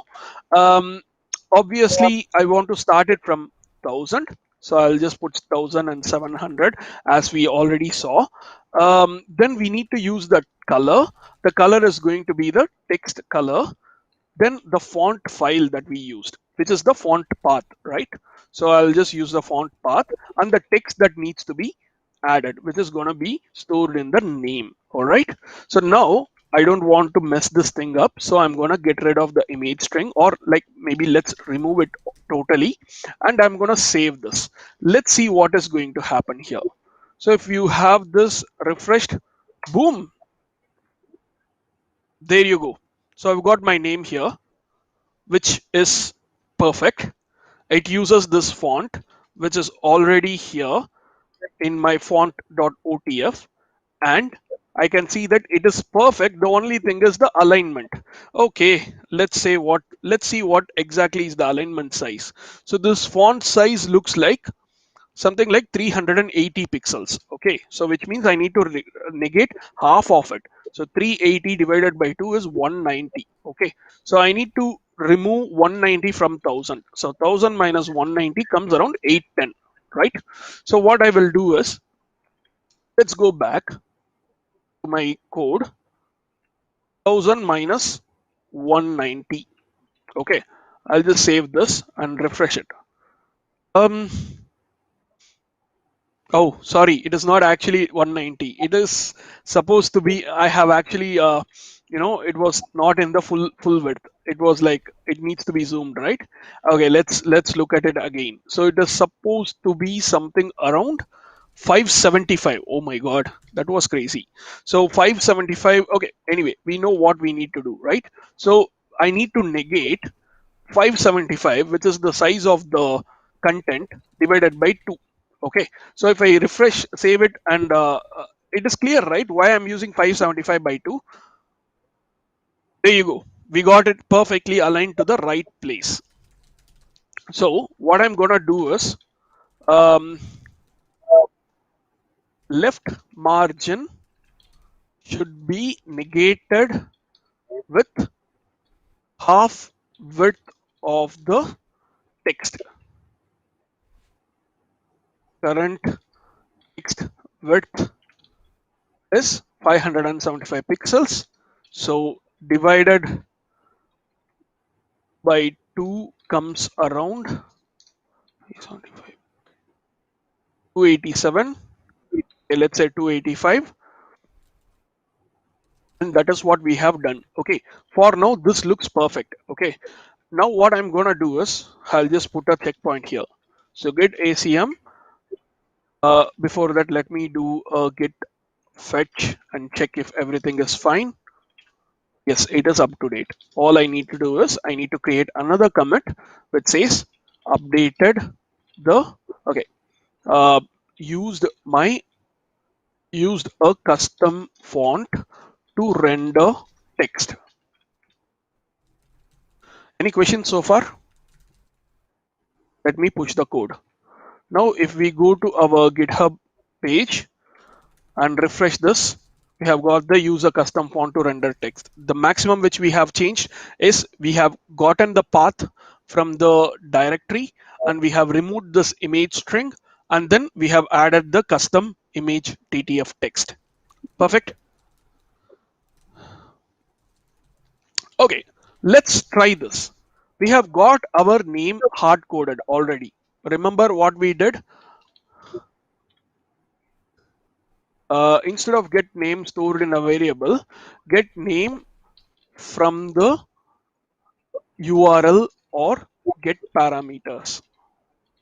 So I don't want to explain this more due to the time commitment. So I use an isset and I give $get of name.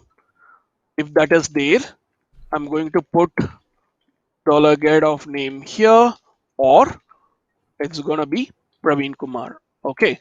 Now if I go back to here and refresh it, it's going to show me the same name. Eddie, do you want your first certificate printed here? Let's do it. How do I spell my name? I'm not sure how to spell my name though. 𝐸𝐸𝐸𝐸𝐸𝐸, right? I don't know. It's quite You small. I'm have looking up on my almost screen above. all the vowels in the I dictionary except I. I yes, true. I do miss I. Yeah, you're right. Oh, that's It looks good. bad. Why is it bad? It looks No, good. what if I put just Eddie? This is not what I wanted. I even want to change this one needs to Hey, be hey, hey! dynamic. I want a refund. I don't want a dodgy, broken certificate. Give me my money back Okay, you gave me £0. I'll give you back my £0 or with your £0. interest. With interest, zero into anything is zero. So zero you got. Okay, Okay, I check your expect bank it account. tomorrow. Let me fix it quickly. So the first, now what we need to do is we need to find out how we should be making this whole thing work. Okay, so for that, there is something called as, you need to get the coordinates, right?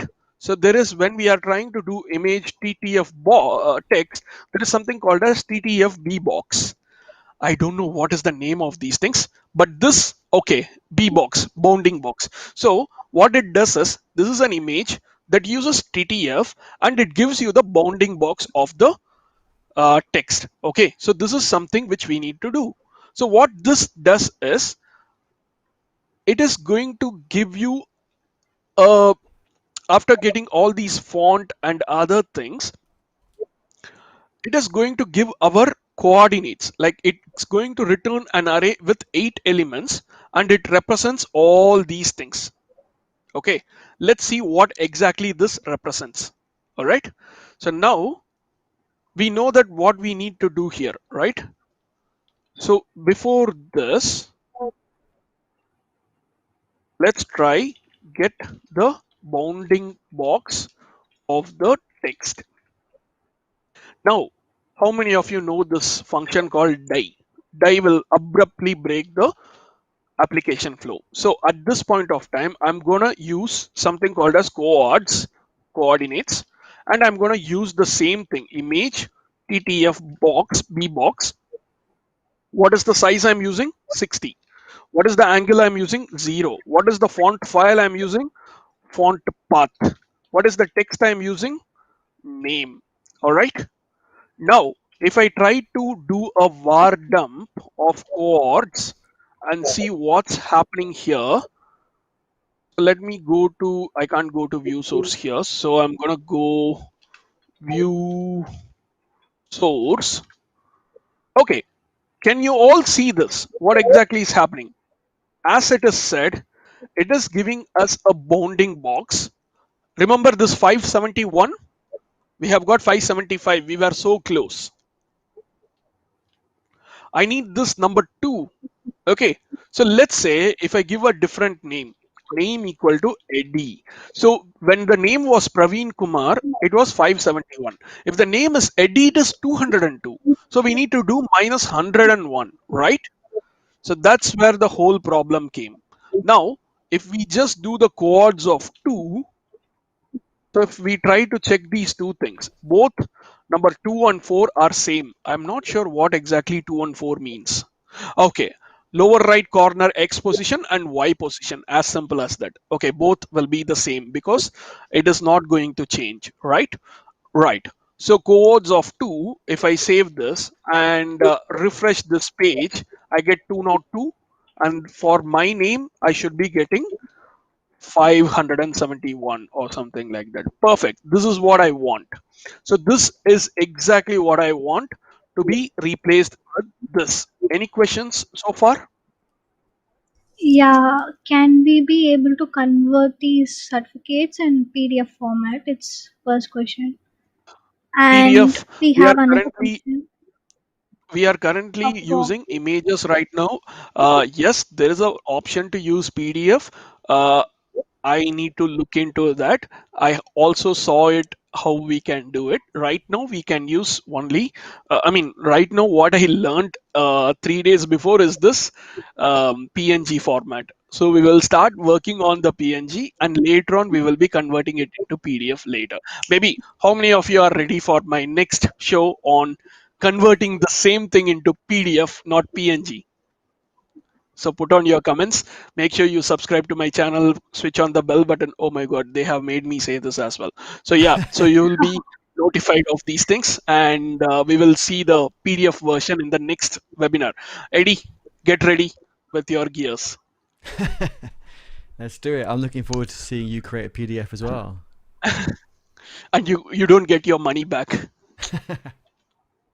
Okay, so we've got this one, right? So now we are putting the coordinates here and then replacing it with here. All right. So this is the same thing. The only difference is current text width is given by the above coords. So divided by 2.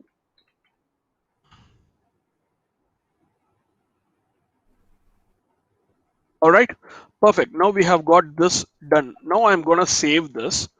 And I can't use the view source because it's not gonna allow me to view source. Yeah, it's gonna show me the PNG file here. So if I go back to the normal one and if I refresh this, boom, Eddie, I'm not giving you money back. It's okay. I've got my certificate. I'm happy. Yes, I'm happy. I got a certificate. Maybe we can do some more, like maybe we can make it as a bit down there. So 720 pixels so that it kind of looks exactly center between both the 𝐶𝐞𝐿 and the text beneath that. So there you go. And yeah, so here we have actually changed what. So I use git diff, and the first thing that we do is, okay, I guess I have done a lot of things now, because this one I did and this one I did. There are two things I did. Oh my God. Okay, I always try to keep up with one single update for every git commit. So yeah, I did a lot now. So the first thing which I did is get the name dynamically. Then I created the bounding box and updated with the coordinates. And that's all what I did. Okay. So what I'm gonna do is get name dynamic name and positioning. Okay, maybe we can do that way. That actually updates. So get the we can get procure the name from get parameter, adjust the left margin according to text. Okay, these are the two things I'm doing. And then if I do a git log, I can see that these two things are there. I'm just going to do a git push now. So if I go back to this one and look at what I have done in the code, there are 4 issues and 5 pull requests. Wow, thank you guys. I need to look into each of them. All right. So if we go back, go inside the latest one, we can see that we have done 2 things. So perfect. Nice. What next? So I guess that is the basics. Like this is what I wanted to show. Eddie, you can stop the screen sharing and stuff like that. Okay. We can bring up our Twitter handles and GitHub handles and so forth. Wow. So what do Praveen, you you're think? a machine. What happened? You're a machine. Like you just keep No, I'm going, not. like possessed, like tapping away. There you go. So we have done, and not only that, thanks to you all, whoever is watching, I'm also getting a lot of ideas from you. So I would like to really give you the credits for whatever I learned today. Like for example, remember Eddie, when we were doing the Node.js workshop, we got something like a lot of people were talking about try doing like the internship part, then using the Fastify API, the different, totally different Node.js thing for Express competitor, and like loads and loads of things are happening. And I really wanted to have this whole thing inside, like what do you call this? Within 1 hour time, but you can see that it has gone to a long extent. I'm sorry about that. Oh, we have Hema ma'am here. Hi, ma'am. She's my professor when I was in my undergraduate. And yes, instead of encryption, what we can do is we can actually try to change the whole thing in a verification model, which I thought of doing that today, but unfortunately I couldn't do it. And yeah, for the certificates, guys, so make sure you have got your names added correctly with your. So I'm planning to do a combination of your name, your WhatsApp number in the normal, like if my number starts with +44740, all I need to do is 44740. That's it. From that, the whole number. The WhatsApp number needs to be maximum of 12 characters, and then that along with your name is, or maybe along with your email ID, is your way to get the certificates. And wherever you have got the email from, like, let me send you the link. So the certificates will be available to collect from here. Eddie, you can collect one for yourself as well. Awesome. People are asking I'll about a personally draft add pull it. request. I don't know if you have time to quickly create one, or do you have time to do that to show people? We can ask the people. Are you all okay for what is it, Eddie? They wanted to see what a pull request looks like. You know how to create a pull Go on. request. Eddie, share your screen Should and I? maybe you can take over your, like, this is completely now your channel. Go on. No, it's still Praveen's channel. But let me quickly share my screen, and I will just create another pull request for Praveen and show you what it is like. Okay, Praveen. Let's go to his profile. Right. Okay. Let me share my screen. No, that's Praveen's screen. This should be mine. Okay, so everyone can see my screen. Let me make it a bit bigger for you all. I can't see the chat, so I'll rely on the rest of the team to look at the chat for me. If you haven't followed Praveen yet, do give him a follow. You can see what exciting things he's up to. How's his GitHub doing? It's looking good. I always like that animation. Right, so let's go to your project. So if we look at the activity you had today, you've just created the certificate generator.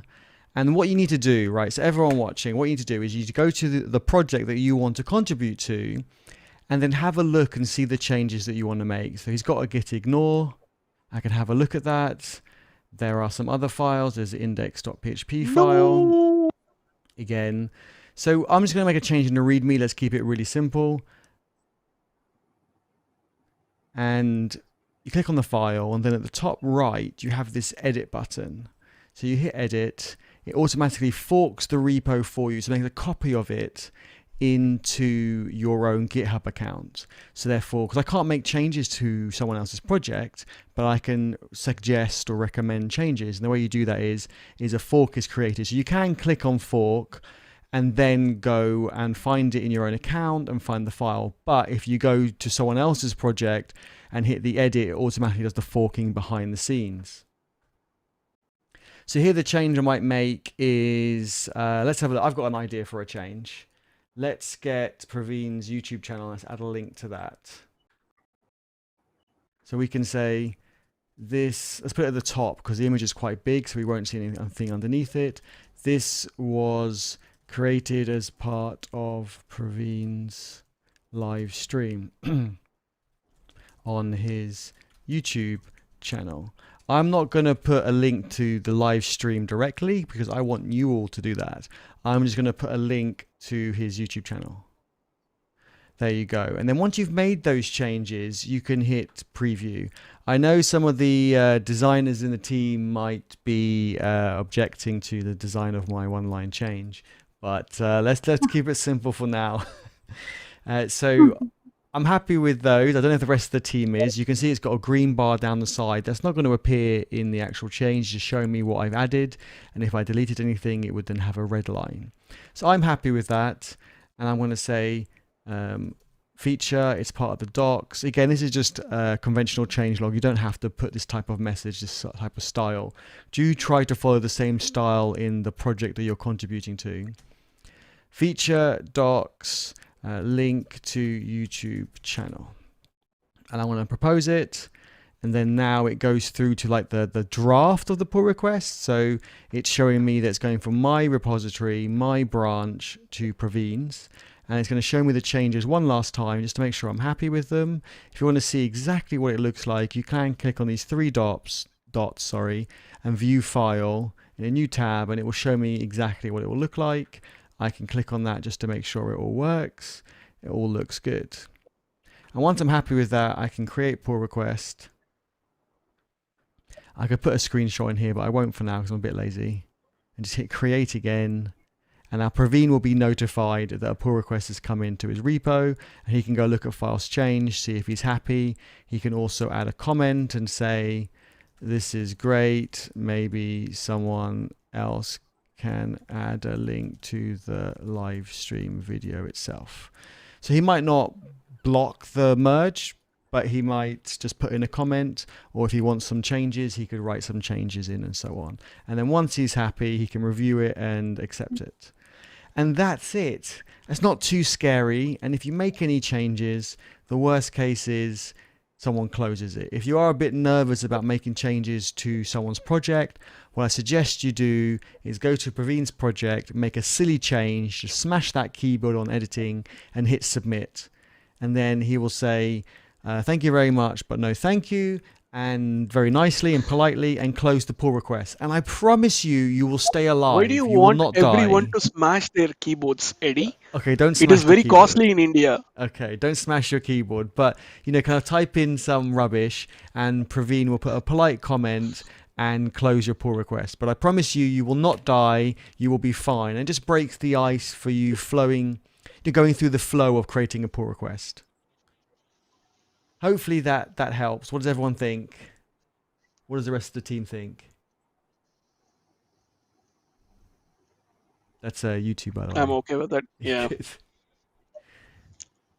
So we have open source this one. So whoever wants to use this on your own website, or if you want to really give out a lot of certificates, but you don't have the time to go with any third party provider, there you go. It's a disrupting technology. I'll just say it that way. And guys, with respect to internships, Eddie, we need to talk something really serious for another 5 or 10 minutes, and maybe we can end up there, or maybe we can even end up very quickly. So we haven't much discussed with the internship part of you, but we kind of gave Shrutika an internship opportunity with our company. And Shruti, you want to say something about how you have been working on, say something about the way you work and stuff like that. So we can try getting a lot of people in. And I believe we have got one of the representatives for the internship part. I guess Nikar is here. So Nikar, would you like to also message people? I'm just gonna put a hey here, and yeah, so Nikar is in the chat. Shruti is here. She already got a couple of weeks of experience, and we are taking in her as a full-time internship, right? Shruti, go on. You talk about that.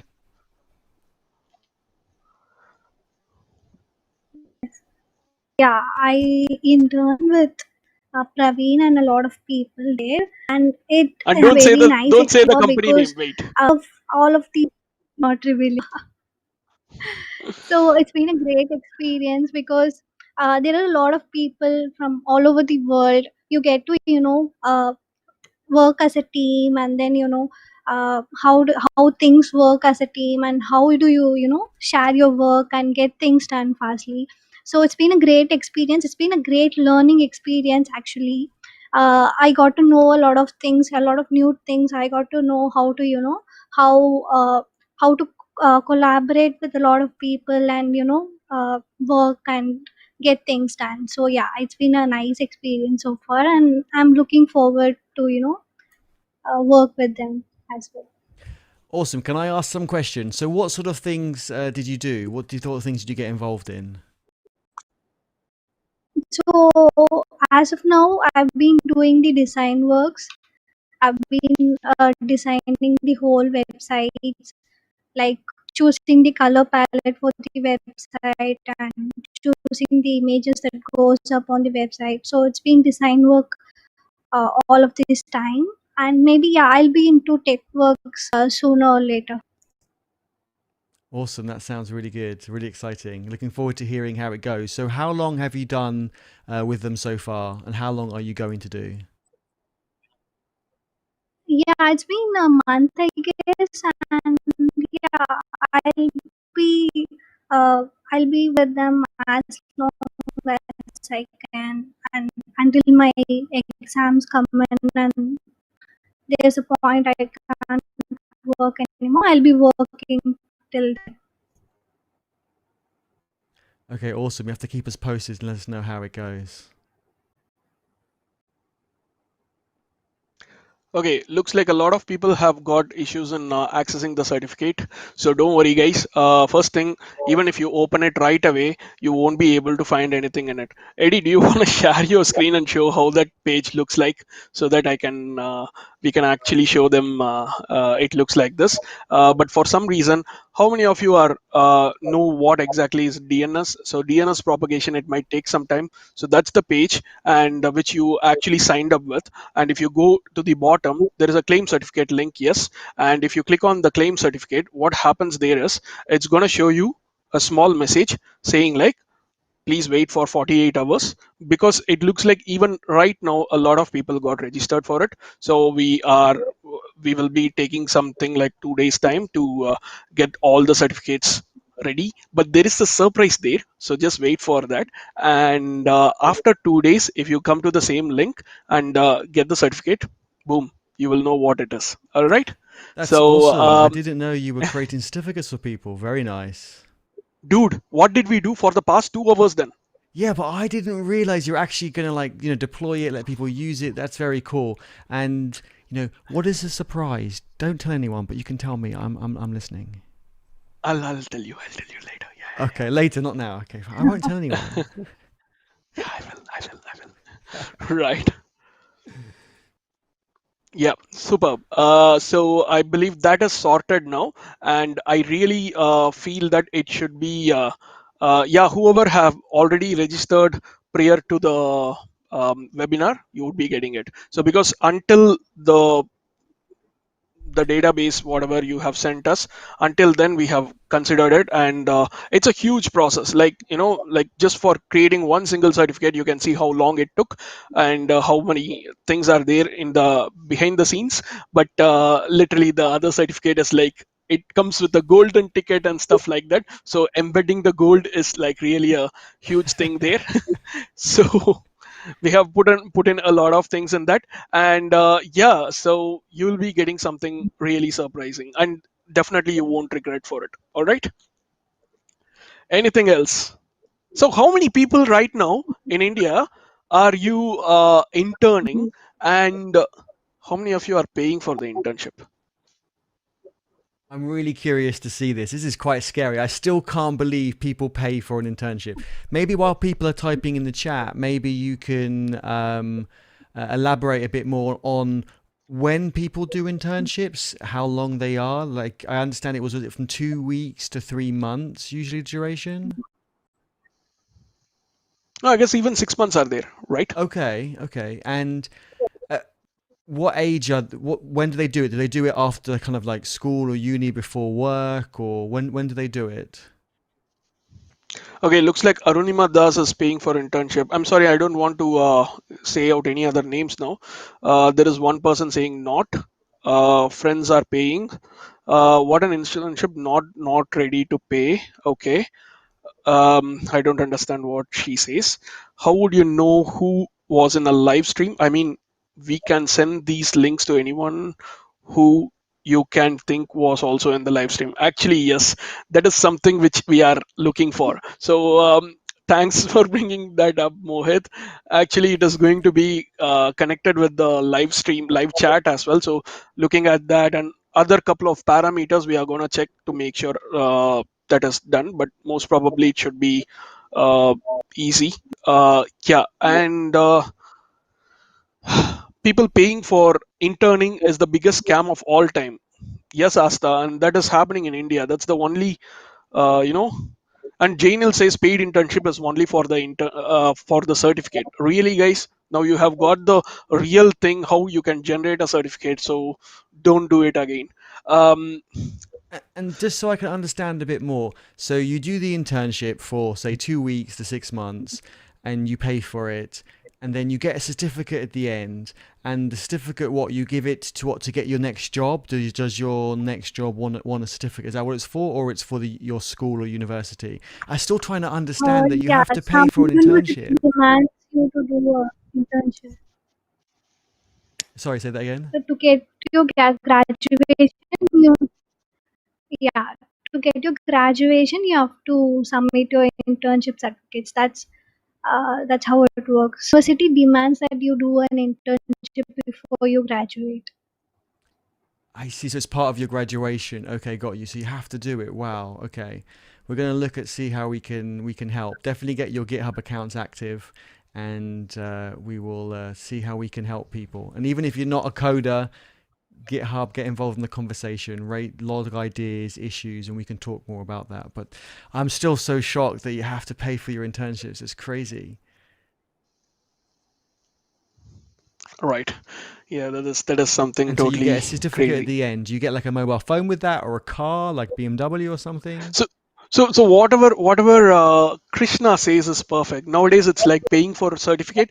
They will teach some stuff which we can find in YouTube itself. So I hate those paid ones. My friends join, don't know why. Wow. And Okay. Colonial actually says this one: we need certificate for a job. People are crazy for certificate in India. Oh. Colonial, sorry man, I hate to burst your bubble, but that is not the fact. So even I was working in India for 3 years, and during my placement, which happened through my college, I took like around, like I was like just like you all. I had like a bunch of certificates, put it in front of the HR who was planning to interview me. He said, "What are all these things?" He asked me, "What are all these things?" These are the certificates I got through symposiums, through doing trainings and blah blah blah, in-plant trainings, etc. And then what he did was he just took all the certificates, put it in a bin. This happened with the first company which I attended, and everyone knows what company it was, which starts with it rhymes with BCS, but yeah. Yeah, I'm just still so shocked. We need to think about some ideas and see how we can help.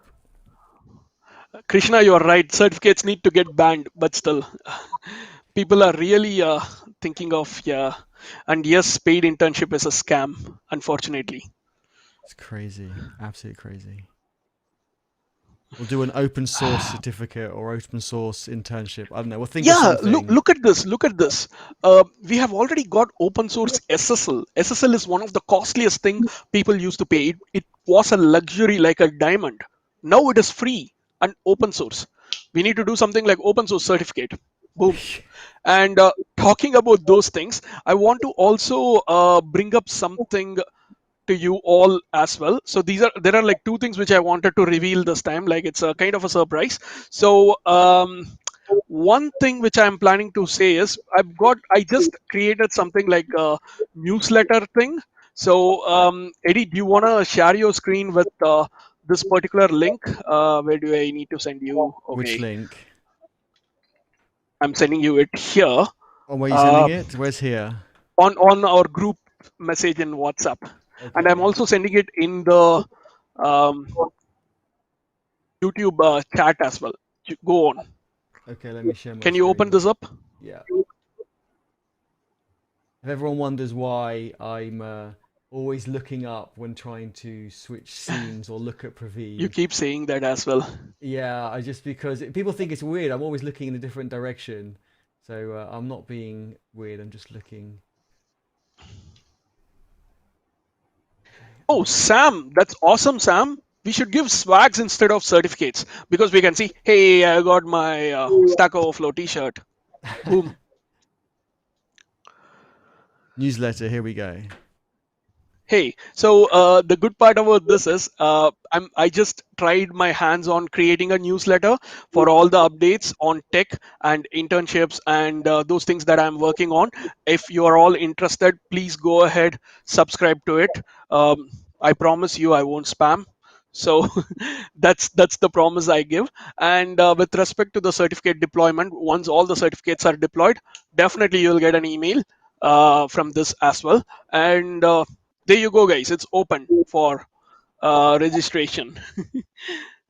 Awesome. It's really good. I like newsletters. I like to get like a monthly message from people about some information they've curated and what's going on, what's coming up. I've got a newsletter, but I do like one email a year. So Praveen, you've inspired me to do more. And I've learned a lot from the audience today with their questions.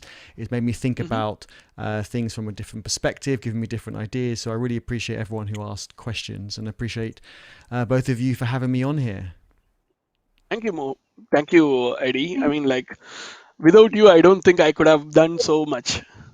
You've done awesome, really, really awesome. You had like hundreds of people watching. I think it was great, and you went through everything so fast. Your chat is really busy, which is great. Everyone's really excited. Hey, Krishna's got like so much furious. Internships are not internships here in India. It's a paid course, that's it. I was fooled by joining into a so called internship when they just taught Node.js, but no live experience. I regret that. Shruti, what do you think about what we are offering you? Like, what have you been going through? Like, is it good or bad? And are you paying or not? Are you being paid or not? So I'm not paying anything to Praveen or the firm I'm working with. It's not a paid internship, but it's a good learning experience, I would say. I've been learning a lot of things. I've been uh, I've been life has been revolving around Python, C, and C++, and then Praveen taught me how to work with React.js and Node.js. So it's been a great learning experience. I've been exploring a lot of new things actually, and yeah, so I'm not paying it, and they are not paying me. That's it. But actually, Shruti, you don't know, right? We are planning to bring in more projects through Eddie. Eddie, do you have any like nice, awesome projects that we can pass on to these kids, and then we can also get them working, get them deployed on the live projects, and maybe they will be getting an experience on how things work in the UK. And also, I'm not sure how much legality stuff is here, but we are actually working on top of it, because there are like multiple countries involved here, multiple government agencies involved here, so we need to do everything in the proper way, right?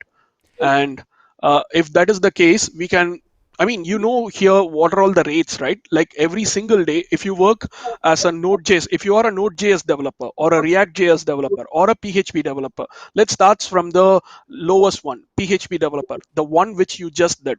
If you know all these things, your rate is per hour, like for 60 minutes, it is around 15 pounds, sorry, 20 pounds, which comes around roughly 2000 rupees in Indian rupees. And the same way, if you are going for a daily contract jobs or something like that, you have indeed.co.uk. You can check with all these facts. A single day of a Node.js developers fetches around like 700 pounds, which is 70,000 Indian rupees. If you want, go check it out. Awesome. Yeah, I've got lots of open source projects. I think that's always for me, they're open source, they're real. That's how I would, do a lot of my other projects. Okay, being prototypes, probably to take some shortcuts, but we'll still get those deployed using GitHub Actions, etc., and so on. And for our community projects that we're running over in my community, I need to do lots of improvements. So this week I want to be busy doing lots of improvements to those, and I'll be live streaming a lot of that, so people can come and ask questions and get involved. And I think someone was asking about my screen, so I want to quickly show that up here. This is why I keep looking up, because Praveen, the rest of the team are up here. Give a wave. You can see them waving up here, there.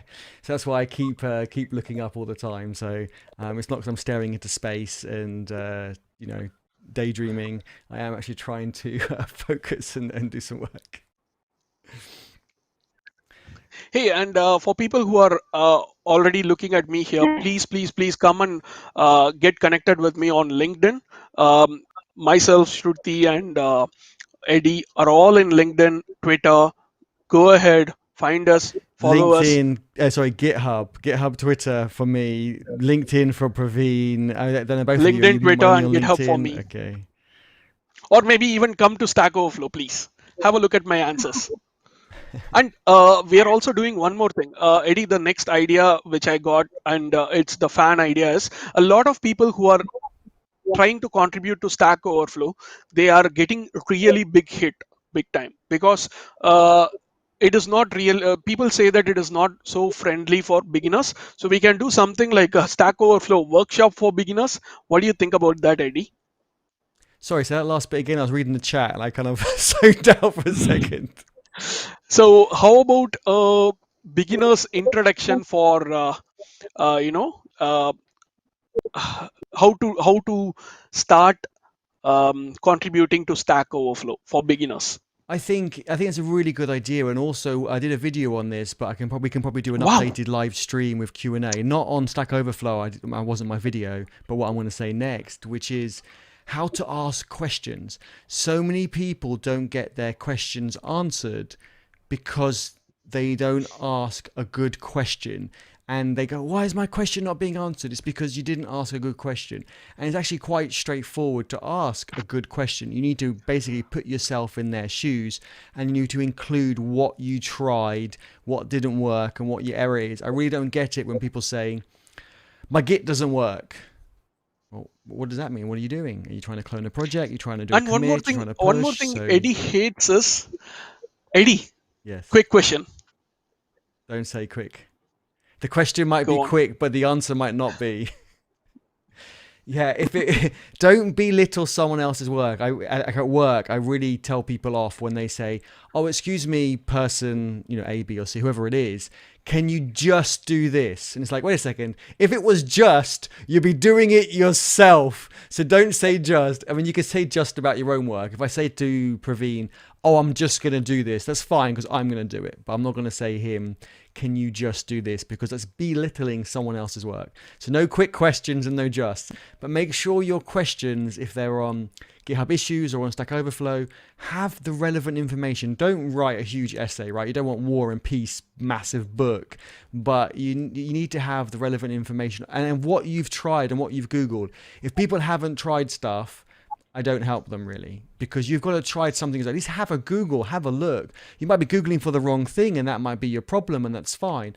But at least let us know what you've tried, because we do get, some people who haven't tried anything, they're just being lazy, and they're going to get ignored and your question's not going to go out answered. You're not going to learn yourself either. Even if your question does get answered, you're not going to learn. I'll stop talking because you're probably all falling asleep now, but we'll do a dedicated live stream on this. Already, I guess Shruti is falling asleep. No. It's probably dinner time now over there. It's lunchtime over here. Yeah, I'm starving as well. I've got a couple of meetings. 5:50 here. 5:50 here. Awesome. Okay, shall we call it a day there? Shall we let everyone have a break? I think we've been going for almost 2.5 hours. Yes. Okay. Yeah. I guess we need to stop it here. Give a hard stop or something like that. Thank you all. Please connect with us on LinkedIn, Twitter, GitHub, wherever you want to get connected with us, and even Facebook. I'm available everywhere. And don't forget to subscribe to my channel if you haven't, and recommend others. And also don't forget to subscribe Eddie's. Eddie has also got a Discord link. So if you want to put the Discord link, go on Eddie. And he's talking a lot on open source, and you will be learning a lot for sure. And yes, once again, I would like to end by thanking Eddie for giving me this awesome live stream. The live stream mic, unfortunately I couldn't use that today. Next And time. yeah, next time for sure.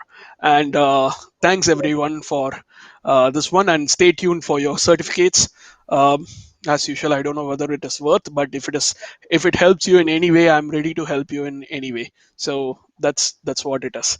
And see you all. And we will be doing a lot of other things, and there are like other ideas in this. Guys, if you want to find me in LinkedIn, just go to my profile, go to my website. It is praveen.science, and then get everything. Like, guys, if you want to know someone, if you want to try to get someone's information, you can do it, right?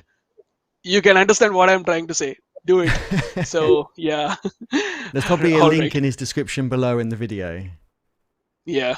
And there are like other ways you can easily find me. Just put my name, my full name in Google. The first link you could get is my name. Like my name is Praveen Kumar Purushothaman, and obviously you can easily find me. So finding me is not a big deal. And anything else you wanna say, Eddie, before we leave? No, just thank you very much to both of you for an awesome live stream, and thank you to everyone for watching with the great questions and discussion. And Thank if I've you missed any all, questions, sorry. whoever is watching. Awesome. Okay, should we give everyone a wave?